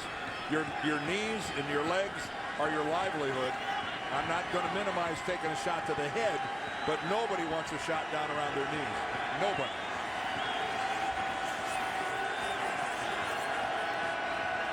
Second and 12.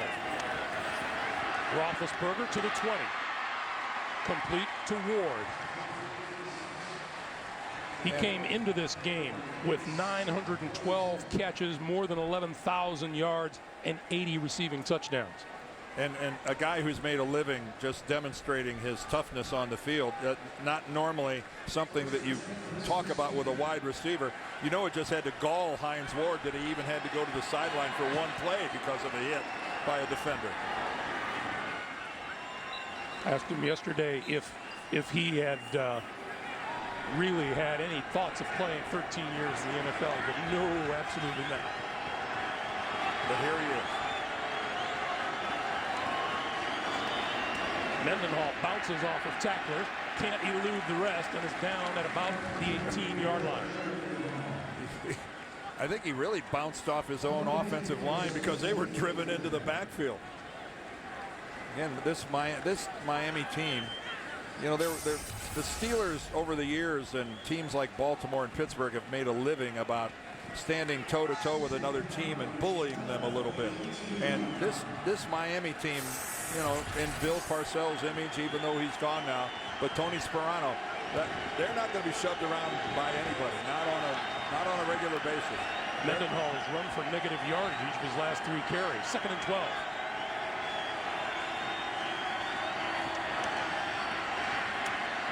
Time for Roethlisberger. End zone, and he missed his man. Ward wants a flag that isn't forthcoming.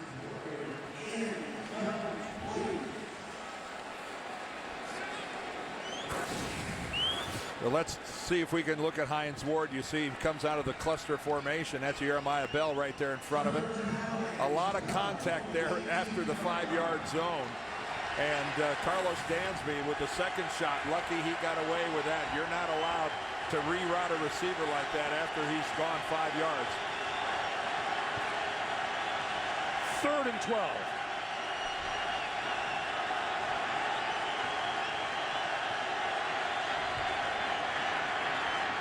Pump fake to the right. Roethlisberger on the move. And he's going to run it? No. Directing traffic. Back to the end zone. Incomplete, intended for Hines Ward. Boy, Miami is arguing that Ben was across the line of scrimmage. It looked to me like he was at least a yard or more past the line of scrimmage. Line of scrimmage was the 18. There it is. You can see it right at the bottom of your screen. Oh, you betcha. Illegal forward pass. Yes.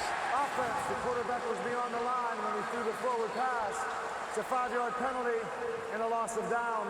It's 4th down. Well, they called the penalty even though we didn't see a flag anywhere on the field. But, yeah, Ben made it pretty obvious, especially when he pulled up and just stood there. It's one thing where you got to make that call on the fly, but when he pulled up and just stood there, Snapshot. 2 yards across the line, yeah, a snapshot, a Kodak moment. So here's Jeff Reed from 39 yards out to try to extend Pittsburgh's lead to 4.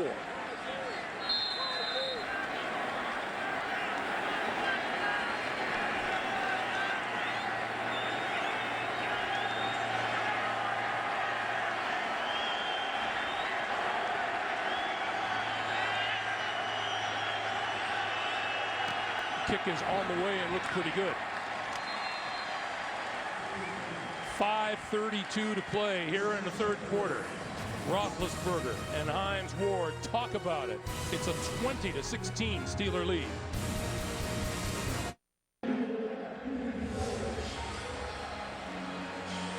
Hey, Wednesday on CBS, when the prosecution fights dirty, the defenders fight back. Jim Belushi and Jerry O'Connell star.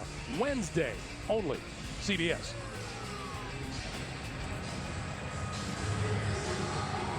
Harrison and company on the Pittsburgh sideline with a 4-point lead. 5.5 to play here in the 3rd quarter. Greg Gumbel, Dan Deerdorf, and the rest of our CBS Sports crew at Sun Life Stadium in Miami. Hines Ward has had himself a day, and that's not unusual. No, and I think so far here, still in the 3rd quarter, though, this game's playing pretty much out to form, where it's a tough, hard-hitting, physical game where points are the premium. The key so far, Pittsburgh's had touchdowns, Miami field goals. Patrick Cobbs from the 12. Across the 25 and out to about the 27-yard line, and that is where Chad Henne and the Miami offense will get started when we come back. It's 20-16 Pittsburgh.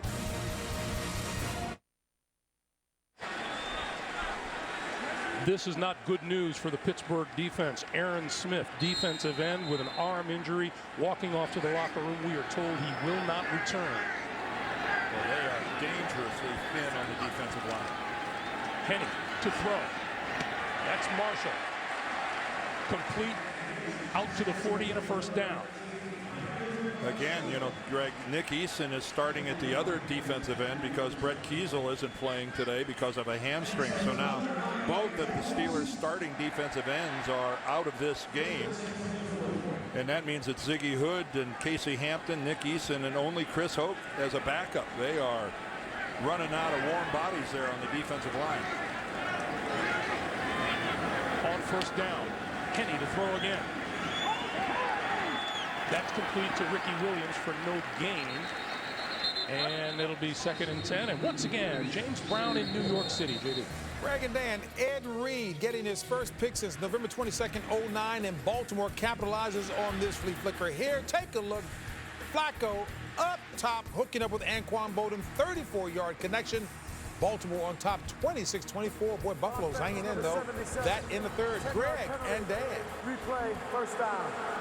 Thank you, JB. What they're saying in Buffalo is it nice while it lasted, I guess, huh? Yes, really. Well, they hit Miami with a penalty here on Jake Long, a holding call, and that now makes this drive all the tougher. We start now with a little 1st and 20 action.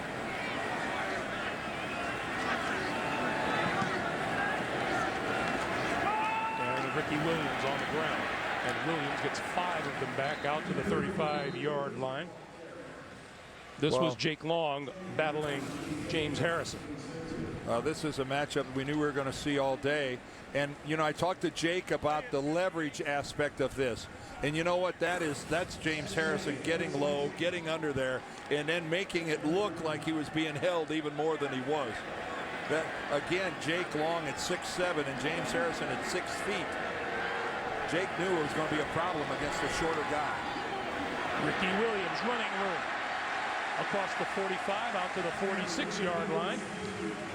And it'll be 3rd and 4, and it's the running game that has just deserted the Miami Dolphins. Last week, they ran for 150 yards against the Green Bay Packers, and they needed that run to get up to 46 so far on the day. Well, they haven't done much of anything except on the last 2 downs. Remember, this was 1st and 20. And with 2 running plays, they're now looking at a manageable 3rd and 4. There's Dan Henne on the right there with the silver hair, befitting his 68 years on this planet. A big 3rd and 4 for Henne. Henne looks the other way, and he's got his man, and that's out of bounds to Anthony Fasano, but not before he gets the first down at the Pittsburgh 45. Oh, I'll guarantee it, Dick LeBeau is chewing nails over there now on the Pittsburgh sideline. When you have a 1st and 20, and again a 4-man rush, but look at the pocket. Look at that pocket that Chad Henne gets. 2 running plays and a 3rd down completion, and the Miami Dolphins convert a 1st and 20. And that, don't take a blood pressure reading on Dick LeBeau right now. That's 10 straight completions for Henne. And it's a 1st down just inside the Pittsburgh 45. Play fake. Henne. Throw. That's complete inside the 30-yard line to Fasano again.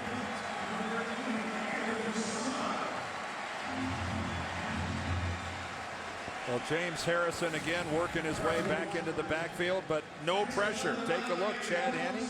A lot of time to set up and survey the field before he gets it to Anthony Fasano. Jake Long again working on Harrison. He gets run back into Henne, and you know Harrison doesn't know where the football is. He takes them both to the ground. We're seeing those passes from Chad Henne that Tony Sperano says he's improved so much on. The mid-level stuff. You're right. On 1st down. Henne looks both ways and then throws it away out of bounds on the far side. Ricky Williams closest to the ball. It'll be 2nd down. Well, the most fatiguing thing for a defensive lineman is rushing the passer. And as this game wears on, and as their numbers dwindle over there on the defensive side of the ball, you got to wonder about 4th quarter fatigue.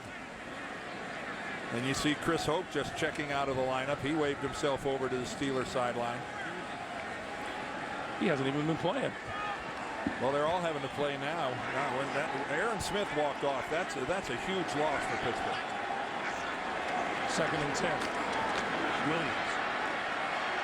Inside the 20-yard line.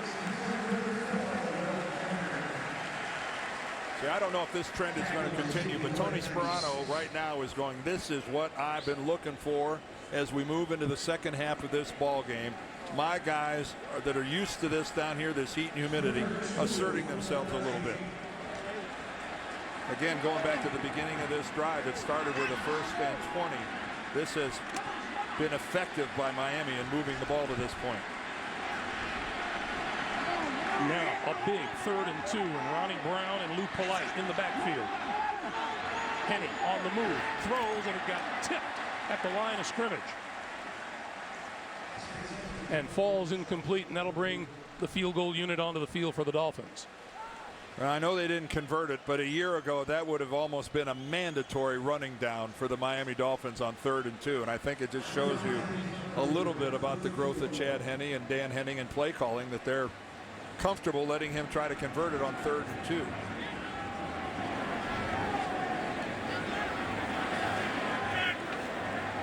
Dan Carpenter for his 4th field goal attempt of the day.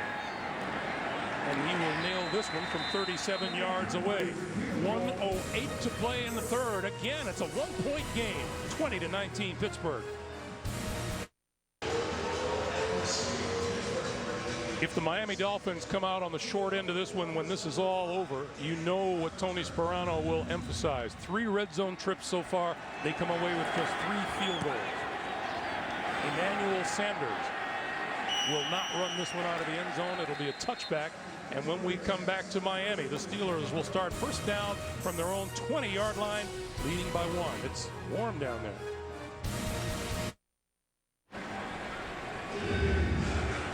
Just a reminder, it's a doubleheader day of football here on CBS. Up next, Tom Brady and the Patriots out west, meeting Phillip Rivers and the San Diego Chargers, or Oakland against Denver. Check your local listings for the game in your area. The Dolphins will become San Diego fans after this game. They're in the same division with the Patriots. The Patriots 4-1. Rashard Mendenhall has been held in check today. Came in averaging 99 yards a game. He's rushed for just 25, 26 yards today. No, it has been hard fought every yard on the line of scrimmage. Both of these teams have contested each other's running games pretty effectively. We are in the last 40 seconds of the 3rd quarter.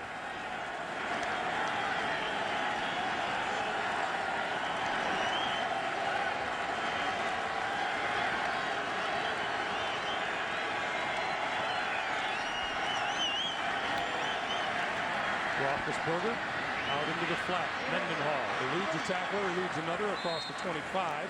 Channing Crowder cut him down, and with that, we will come to the end of the 3rd quarter. No one will stop the clock between now and then, and so we've played 3 here at Sun Life Stadium. We'll change ends, and Pittsburgh leads it by a score of 20-19. We're coming back for the 4th quarter after this message and a word from your local station. You're watching the NFL on CBS.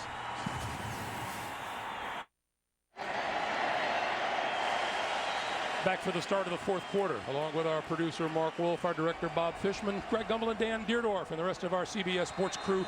3rd and 4 for the Steelers at their own 26-yard line.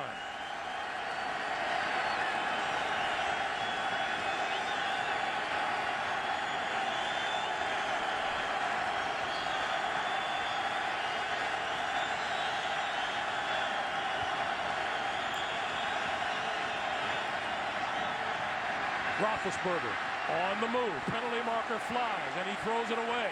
Let's check the flag.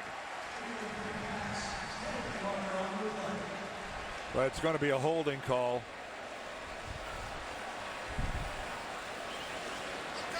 Holding. Offense, number 71. Penalty is declined. 4th down. Flozell Adams back in the lineup and gets that call. And Devon Best goes deep for the punt. Well, there's Mewelde Moore, number 21, trying to do some blocking. That's who actually, I think, gets a holding call, because Flozell Adams isn't even on the field. It's more of a dance than a hold. Yeah. Best. To about the 40. Good field position for the Miami Dolphins. They trail by 1. And they'll have the ball when we come back.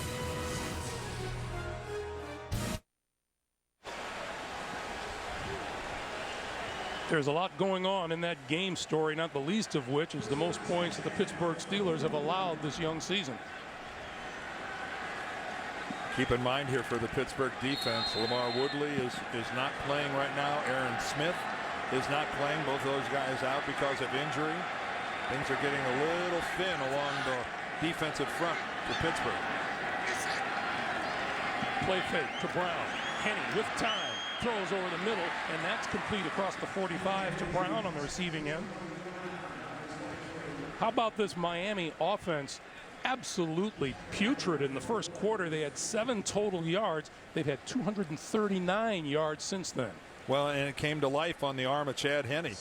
Now, he's been getting, I think, excellent pass protection. By and large, he's had a comfortable pocket to sit in and a chance to work his progressions.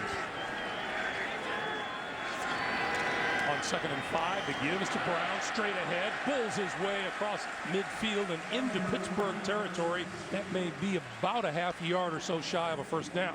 James Ferrier, the tackle. It's awfully close to moving the chains. Gene Steratore comes over and flashes the Miami bench. There you go. That's what you've got for a first down. So let's see if this Miami offensive line can assert themselves here. Play a little muscle football. A little big boy football here. Brown and Polite in the backfield. Brown. Doesn't look like he made it. I don't think he did either. And again, on the backside, Larry Foote. It's not every day that the backside linebacker ends up being the reason the play gets disrupted. And Tony Sperano's going to kick it away. Yeah, they actually lost a little yardage on that. Watch Larry. They're going to pull Jake Long on the backside, and you see Foote. He comes right in there and gets right on Long's hip pocket, and it takes him right to the ball carrier. That is a slow developing play when the backside linebacker coming offside can disrupt it. Antoine Randall is deep. Falls for the fair catch and makes it at about the 14-yard line. 12 and a half to play in a 1-point game in Miami.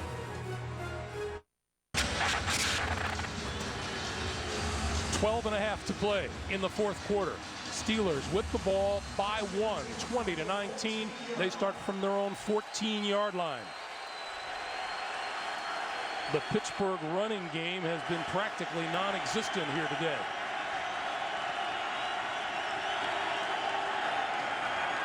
Roethlisberger throwing and overthrows his intended receiver Hines Ward. It'll be 2nd and 10. Well, Hines Ward may not have been able to come up with that one, but he has had one productive day up to this point. A half a dozen catches so far. Look at that deep pattern. He gets it from Big Ben. And then this is just nifty running after the catch, shedding tackles, cutting back in, ending up with a touchdown. And how about this effort going over the top of Benny Sapp? How about that? And then this was the last play right here, and you can see the little jostle, down he goes. Emmanuel Sanders has replaced Antoine Randall, who limped off the field. 2nd and 10. Straight ahead is Mendenhall to about the 19. Let's get an update once again from New York. Here is James Brown. JB. Greg and Dan, Cincy has scored 3 touchdowns in 2 minutes and 23 seconds to take the lead. Take a look here. Adam Jones stripping Roddy White of the ball. Adam returns it 59 yards to pay dirt. Cincy did try 2 consecutive 2-point conversions. Both failed. They have a 1-point lead. Greg Gumbel, Dan Deardorff. All right, JB, thank you. 3rd and 4 for Roethlisberger. And we get a false start. Well, it'll be 3rd and 9. False start. Offense, number 78. 5-yard penalty. Third down. It's Big Max Starks, the left tackle. And in a game where everybody's big to some degree. He was just frightening when he walked into the room yesterday. Yeah, most people 6'8", 365 pounds are frightening. It's a good thing he's a really, really nice guy. Yeah, oh, and he is. Great laugh. 3rd and 9. Roethlisberger spreading the field. Randall back onto the field. Watch Cameron Wake. He's lined up right here in the middle.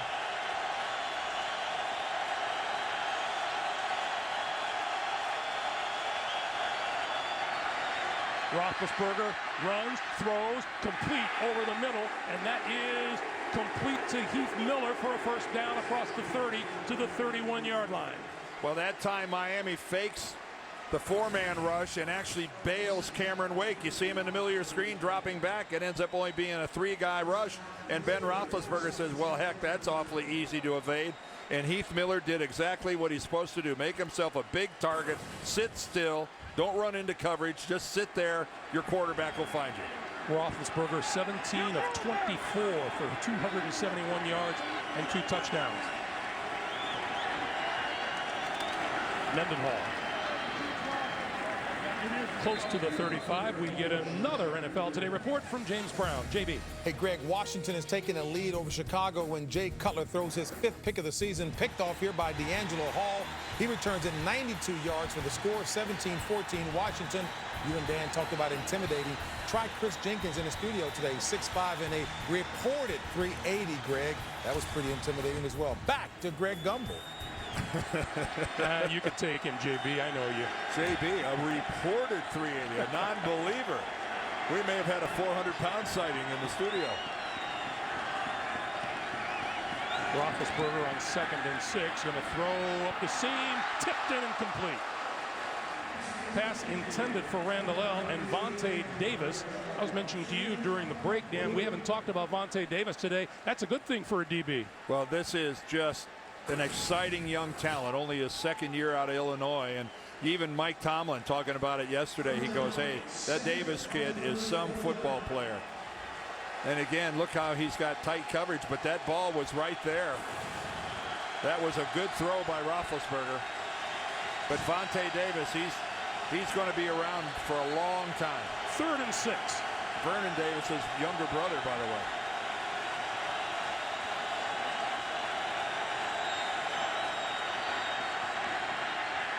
Roethlisberger lost the football and picked up by number 53, Marquise Pouncey, the center. Well, that is twice today that Ben, when he's in the midst of being sacked, tries to get creative and do something with the football, and it has backfired both times. And Ben, again, holding that ball up high, thinking about doing something with. There's no question that that's a fumble. He gets stripped of the ball before he's able to start some type of a forward motion. And fortunately, it goes right to Marquise Pouncey. Pretty good hands on the rookie center. Devon Best, deep at his own 20. He's a center. He handles the ball on every play. There you go. My bad.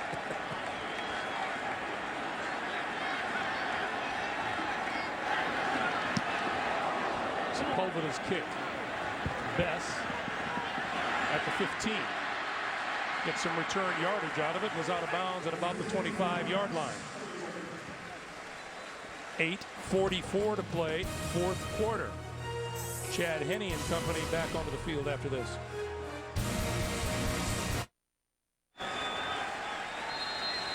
Ben Roethlisberger sits on the sideline as Chad Henne takes over. From his own 26-yard line, Ricky Williams. Play fake to him. Henne throws, and Hartline has it. Midfield, and a big first down gain for Miami.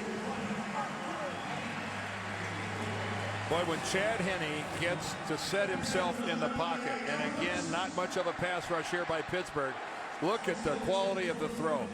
When he's able to step into it like that, look at the quality of his mechanics over the top. A strike to Brian Hartline, and again, his offensive line giving him an excellent pocket. Again, after a slow start, Henne has come on strong. Now, did Ferrier declare himself with the blitz? Yep. Henne got rid of it and throws incomplete. These Miami Dolphins have won close games this season. At Buffalo, week 1, a 5-point win over the Bills at 15-10. And then week 2, a 4-point win over the Vikings up in Minnesota. And then last week, in overtime, Carpenter's 53-yard field goal beat the Packers 23-20. Carpenter won the Special Teams Player of the Week, and he's been on a tear again here this afternoon. 4 field goals today, ties his career high. 4 out of 4.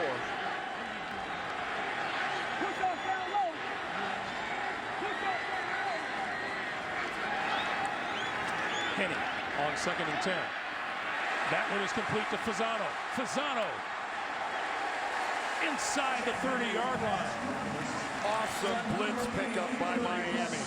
Again, the Steelers come with that blitz. They love to run right into the A-gaps. In other words, on either side of the center. And look at the pickup. Look at the pickup by Ricky Williams and Polite. The two backs get in there and stone the two Steeler linebackers coming in on the blitz. They got Foot and Ferrier. That was textbook. Now to the Pittsburgh 28. Lex Hilliard joins Ricky Williams in the backfield. And this is Ricky straight up the middle. Close to the 25. How about Dick LeBeau? He comes right back with the exact same blitz, that crossing blitz in the middle. This time it ends up being a running play. Again, it is so hard to pick this up. Look at it again. Look at the two linebackers in the middle, how they cross. It's Foot and Ferrier again. This time, Larry Foot able to come off the block and come back in and make the tackle. Dick LeBeau will never stop throwing it at you.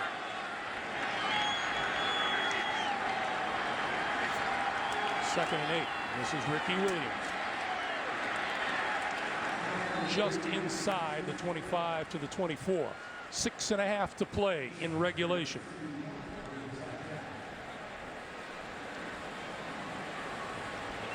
And again, any yards you scratch out running the football against the Pittsburgh Steelers, and Miami is up to 63 yards on the day, which is just about at 0.6 of a yard less than the Steelers' average of what they give up for the season. I never thought you'd feel that good about a 63-yard rushing day. Henne on 3rd and 6 throws it outside. That's complete. And Devon Best to the 22-yard line. That'll be short of a first down. And here comes Carpenter to try for a career best 5th field goal. Well, the leading tackler for the Steelers, Lawrence Timmons, that you're looking at right there, 94. Nice tackle on Devon Best. And again, that's just all about getting Best out in the open and let him make people miss. Timmons wouldn't have any of it. This is from 40 yards away. It would be his longest of the day, and it would give Miami the lead.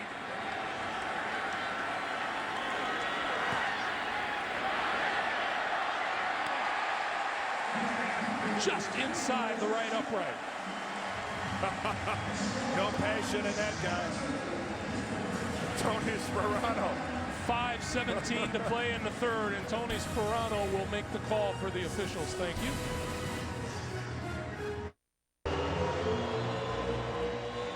Welcome back to South Florida. The Miami Dolphins have scored 6 straight points and grabbed the 2-point lead at 22-20. Emmanuel Sanders from the 5. 20. 35. And finally tracked down across midfield and into Miami territory by Lex Hilliard. And that was a touchdown-saving tackle by Hilliard, because Sanders is gone. As he makes the break here towards the Miami sideline, Hilliard was the last guy. And I'm telling you, there was nothing between Sanders and the end zone. That's a 48-yard return and sets the Steelers up first down at the Miami 48. Field position when they needed it most. And time a non-factor with over 5 minutes.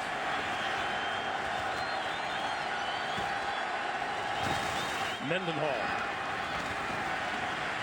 Wrapped up by Channing Crowder.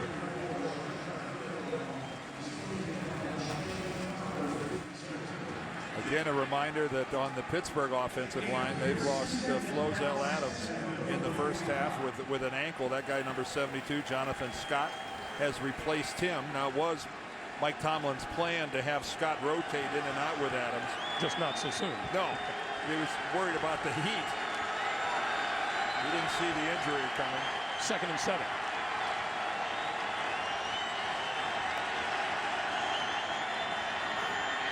Roethlisberger got rid of it and hit just inside the 45-yard line was Hines Ward by Benny Sapp.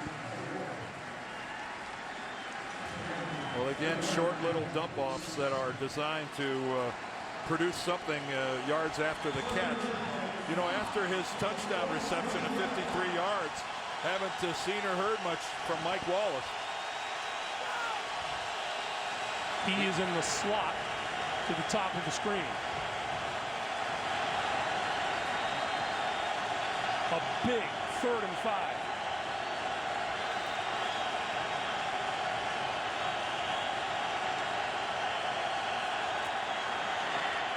That's complete to Moore out of the backfield with running room. 20, 15, and a first down. Chris Clemens dragged him down. Well, they had 2 open receivers because Mike Wallace was open immediately over on the other side, and Roethlisberger working to the right. A great job by Moore of faking like he was blocking. He got a shot on Clemens, and then he took off, and by that time, Clemens was in a chase position and was lucky to get back in it to make the tackle downfield. The line of scrimmage now, the Miami 14. So hard to keep track of an offensive player who fakes blocking and then releases. 3 minutes to play. Redmond. Out of bounds at about the 10. And a late flag.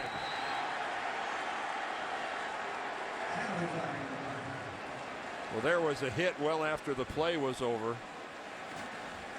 I just saw the blur of a body going by.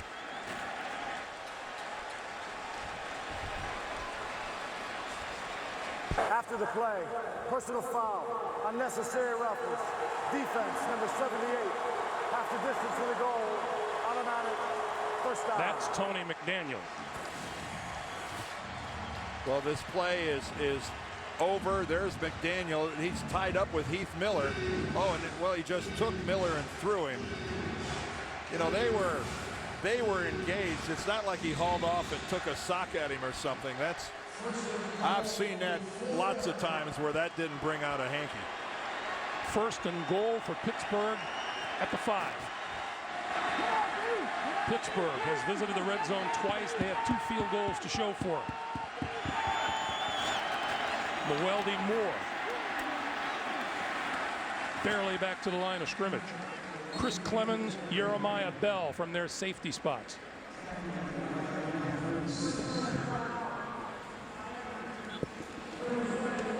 And we get a timeout called on the field. It stops the clock at 2:43 to play. Gives us a chance to remind you Wednesday on Showtime. James Brown, Chris Collinsworth, Phil Simms, and Warren Sapp come your way. Cable's longest running show, the multi-award winning Inside the NFL, every Wednesday on Showtime. Well, this has been a game where running the football effectively has been at a real premium. Pittsburgh has a grand total of 57 yards. Miami has 62. And it has really been just scratching out yard by yard has been tough. And good use of a timeout here by the Miami Dolphins, Dan. Yes, no question about it, because with 2:43 left, they've got to look at their next possession, which they will most certainly have. They know they're going to get a stoppage at the 2-minute warning if they're fortunate enough to keep Pittsburgh out of the end zone.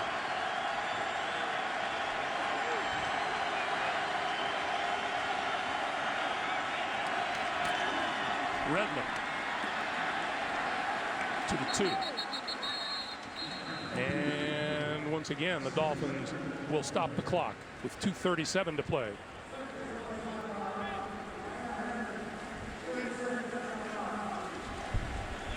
And again, a good usage. I agree with this in terms of stopping the clock now. They still have 1 remaining. But this is Gene Steratore there telling Tony Sperano where he stands with his timeouts. Tony not agreeing with much of anything at this point. So there's the timeout situation. The Steelers with all 3 of theirs remaining. Miami with 1. And this is Roethlisberger on 3rd down throwing the football today. Well, this could be a throwing situation. Again, Ben with his great movement, certainly an asset in when you're up against your opponent's goal line. But here they go into the shotgun formation.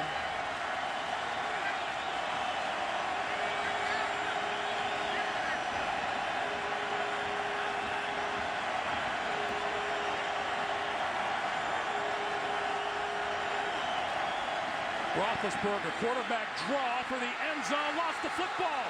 Who's got it? It's ruled a touchdown. The head linesman, again, Jerry Bergman, is The saying... ruling on the field is that the runner in possession of the ball broke the plane prior to losing the ball. The ruling is a touchdown, Pittsburgh. Well, again, this could be challenged, but let's take a look at it. Ben clearly stretched out for the goal line. This was a designed run all the way. And now, here comes the challenge flag. Now, if he is wrong, this will cost Tony Sparano his last time out. Well, I don't know that he is. I don't know that he is. This ball might have come loose before Ben crosses the plane. But keep in mind, we got to see definitive proof of that. I think you can hear how the crowd is voting. When did this ball come loose from Ben Roethlisberger?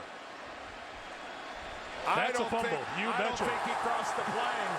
Miami is challenging the ruling on the field of a touchdown. Well, this Gene Steratore is going to go under the hood. But you need definitive proof, and we may have just seen it.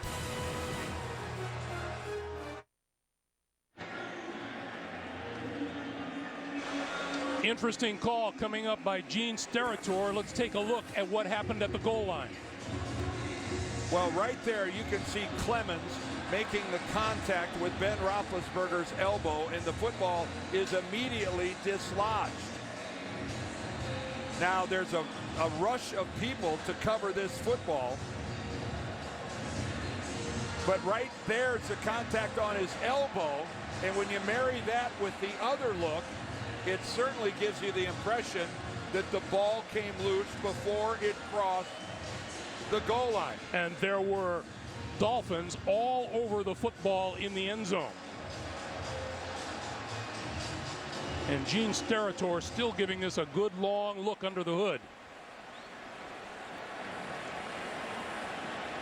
Well, it certainly looks by that look right there that Miami recovers that ball in the end zone.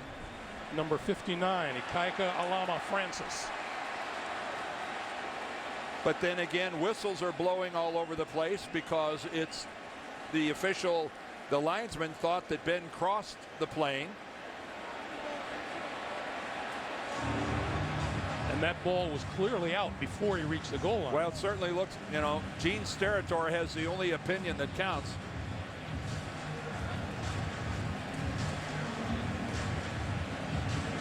But you can see the minute the contact comes from Chris Clemens on the elbow of Roethlisberger that Ben loses control of the football. And then when you look here, where's the contact by Clemens on his elbow? It's right there. And that's a good half yard shy of the goal line. Greg, I agree with you.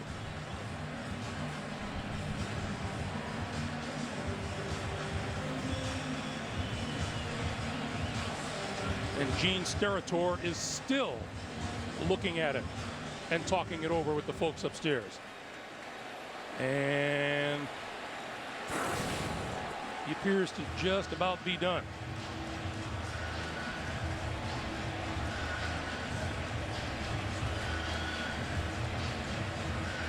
Tony Sparano threw the challenge flag. If he's wrong, he's out of timeouts. Well, the other question for Gene Steratore is if he does rule that this is a fumble, who gets the ball?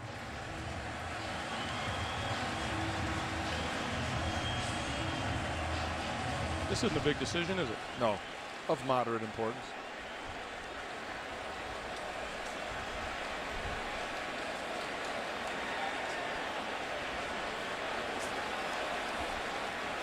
After review, it has been determined that prior to the ball crossing the goal line, the runner did lose possession of the ball. However, by rule in replay, Two aspects of this play must be available to be viewed. Not only did we have to view the fumble being a fumble, we also have to have clear evidence of the team recovering the ball. After review, we do not have clear evidence of the defense recovering the football. Therefore, Pittsburgh will have the ball, fourth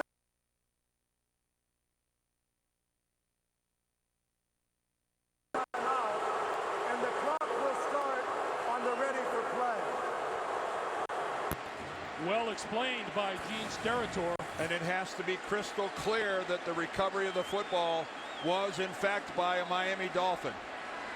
The part A, I don't think anybody can argue with that Ben lost control of the football before he broke the plane. And yes, if you're a Miami fan, you're going, well, wait a minute, there's no way that the Dolphins didn't recover that football. But you know what? That's not enough. As Gene Steratore says, they have to see definitive proof of a Miami Dolphin or a Steeler recovering that ball. And there was neither. What it brings up is 4th and goal and a Pittsburgh field goal attempt upcoming rather than a Miami recovery in the end zone and first down for the Dolphins at their own 20. It will be a 30-second timeout. So Miami, did I hear correctly that Miami just used their 3rd and final timeout? And he pointed to the Dolphins. When Gene Steratore said a 30-second timeout, he certainly gave the indication that the Dolphins took it. So the big question tomorrow morning will be who eventually fell on this football in the end zone. Well, I'm sure there'll be multiple people that claim they did. But claiming it and seeing it are two different things. Exactly right. And Gene Steratore determined that under the hood that he could not definitively say who recovered this football. So the system, to a degree, worked for Miami because it overturned the touchdown, but it didn't give them everything they wanted, which was the football out at their own 20-yard line. That loose football appears to be covered by Miami. I know. But you can't tell for sure. These are the Dolphins getting up. Yeah. Ikaika Alama Francis with the ball. Yeah, but we've learned over the years that's not enough. That doesn't do it. Meanwhile, this is a 19-yard field goal attempt. The Steelers looking for the lead with 2.5 minutes to play.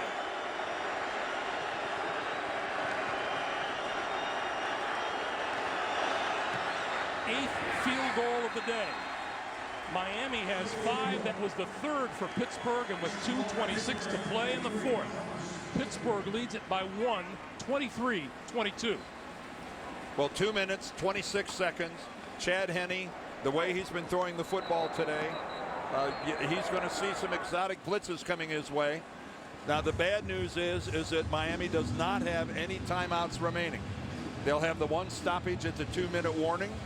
But other than that, they're going to have to hustle to cover some ground. The good news is Mr. Carpenter's had plenty of practice kicking field goals today. Yes, he has. And he's what, 5 for 5? He's 5 for 5.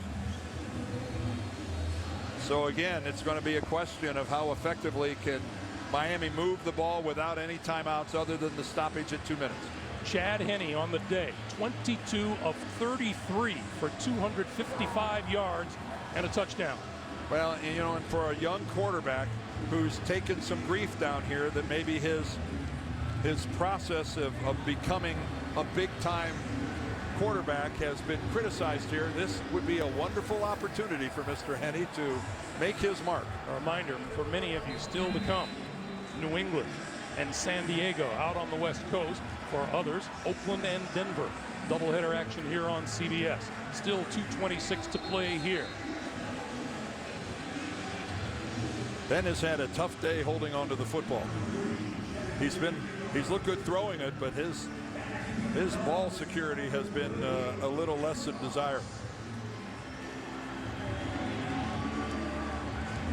Miami trying to win its first of the season here at home. They've lost their last 4 going back to the 09 season.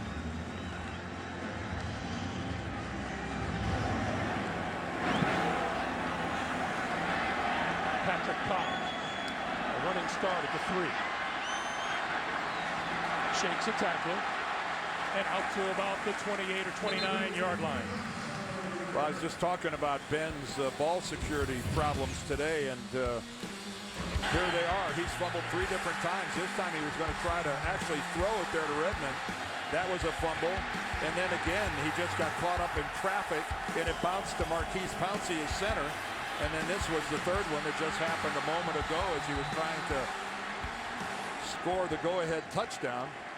But 3 fumbles are 3 fumbles. So now the focus on Chad Henne. Going to give it to Ronnie Brown. And Brown for a couple across the 30 to the 31 or 32-yard line. Clock continues to move, 2:10 to play. They'll try to get one off here before the 2-minute warning. Well, and they give it to Brown, who's gotten absolutely nothing in the running game at all today. Henne looks one way, looks the other, throws over the middle, in and out of the hands of Fasano, the intended receiver, incomplete. 1:56 on the clock when we come back. Can the Steelers hold on? Can the Dolphins prevail? We'll find out.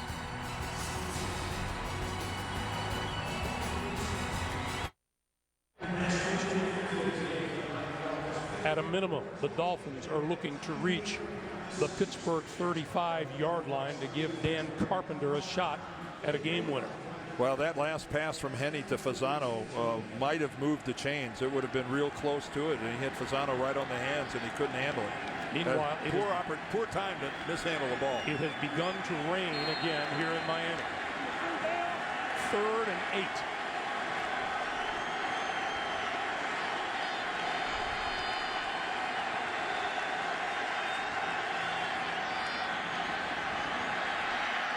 Henne to this side, and Polite is cut down just across the 30-yard line by William Gay. Clock continues to move, 1:45 to play. And that's 4th and 6. That's asking a lot of your fullback to get much yardage on that check down. Dolphins need a first down right here.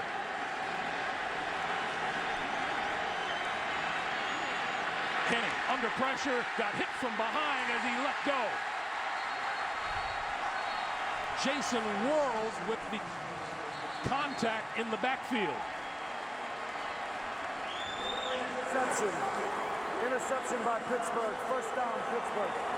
And that will be ruled an interception on the far side of the field. Either way, Pittsburgh's getting the football. Yeah, either way. Chad didn't see the pressure coming from behind as he tries to get out. Again, you can see Worlds being routed upfield by Vernon Carey, but then he can't believe his luck. Chad starts running his direction.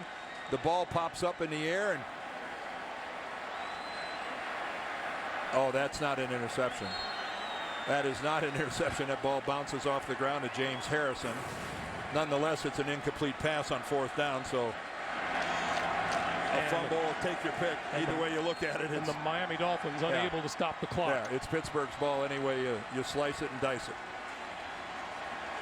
So again, the Dolphins come up short here at home. Pittsburgh will move to 5-1 on the year, and the Dolphins fall to 3-3. Boy, and it was just, again, Miami can't win at home. How frustrating that must be. And in a game where they contested everything. A lot of admiration for Pittsburgh, though. They are in the very front end of a 3-game road trip that is daunting, to say the least, here at Miami. They now go to New Orleans, then to Cincinnati, before they finally go back home to play Oakland. So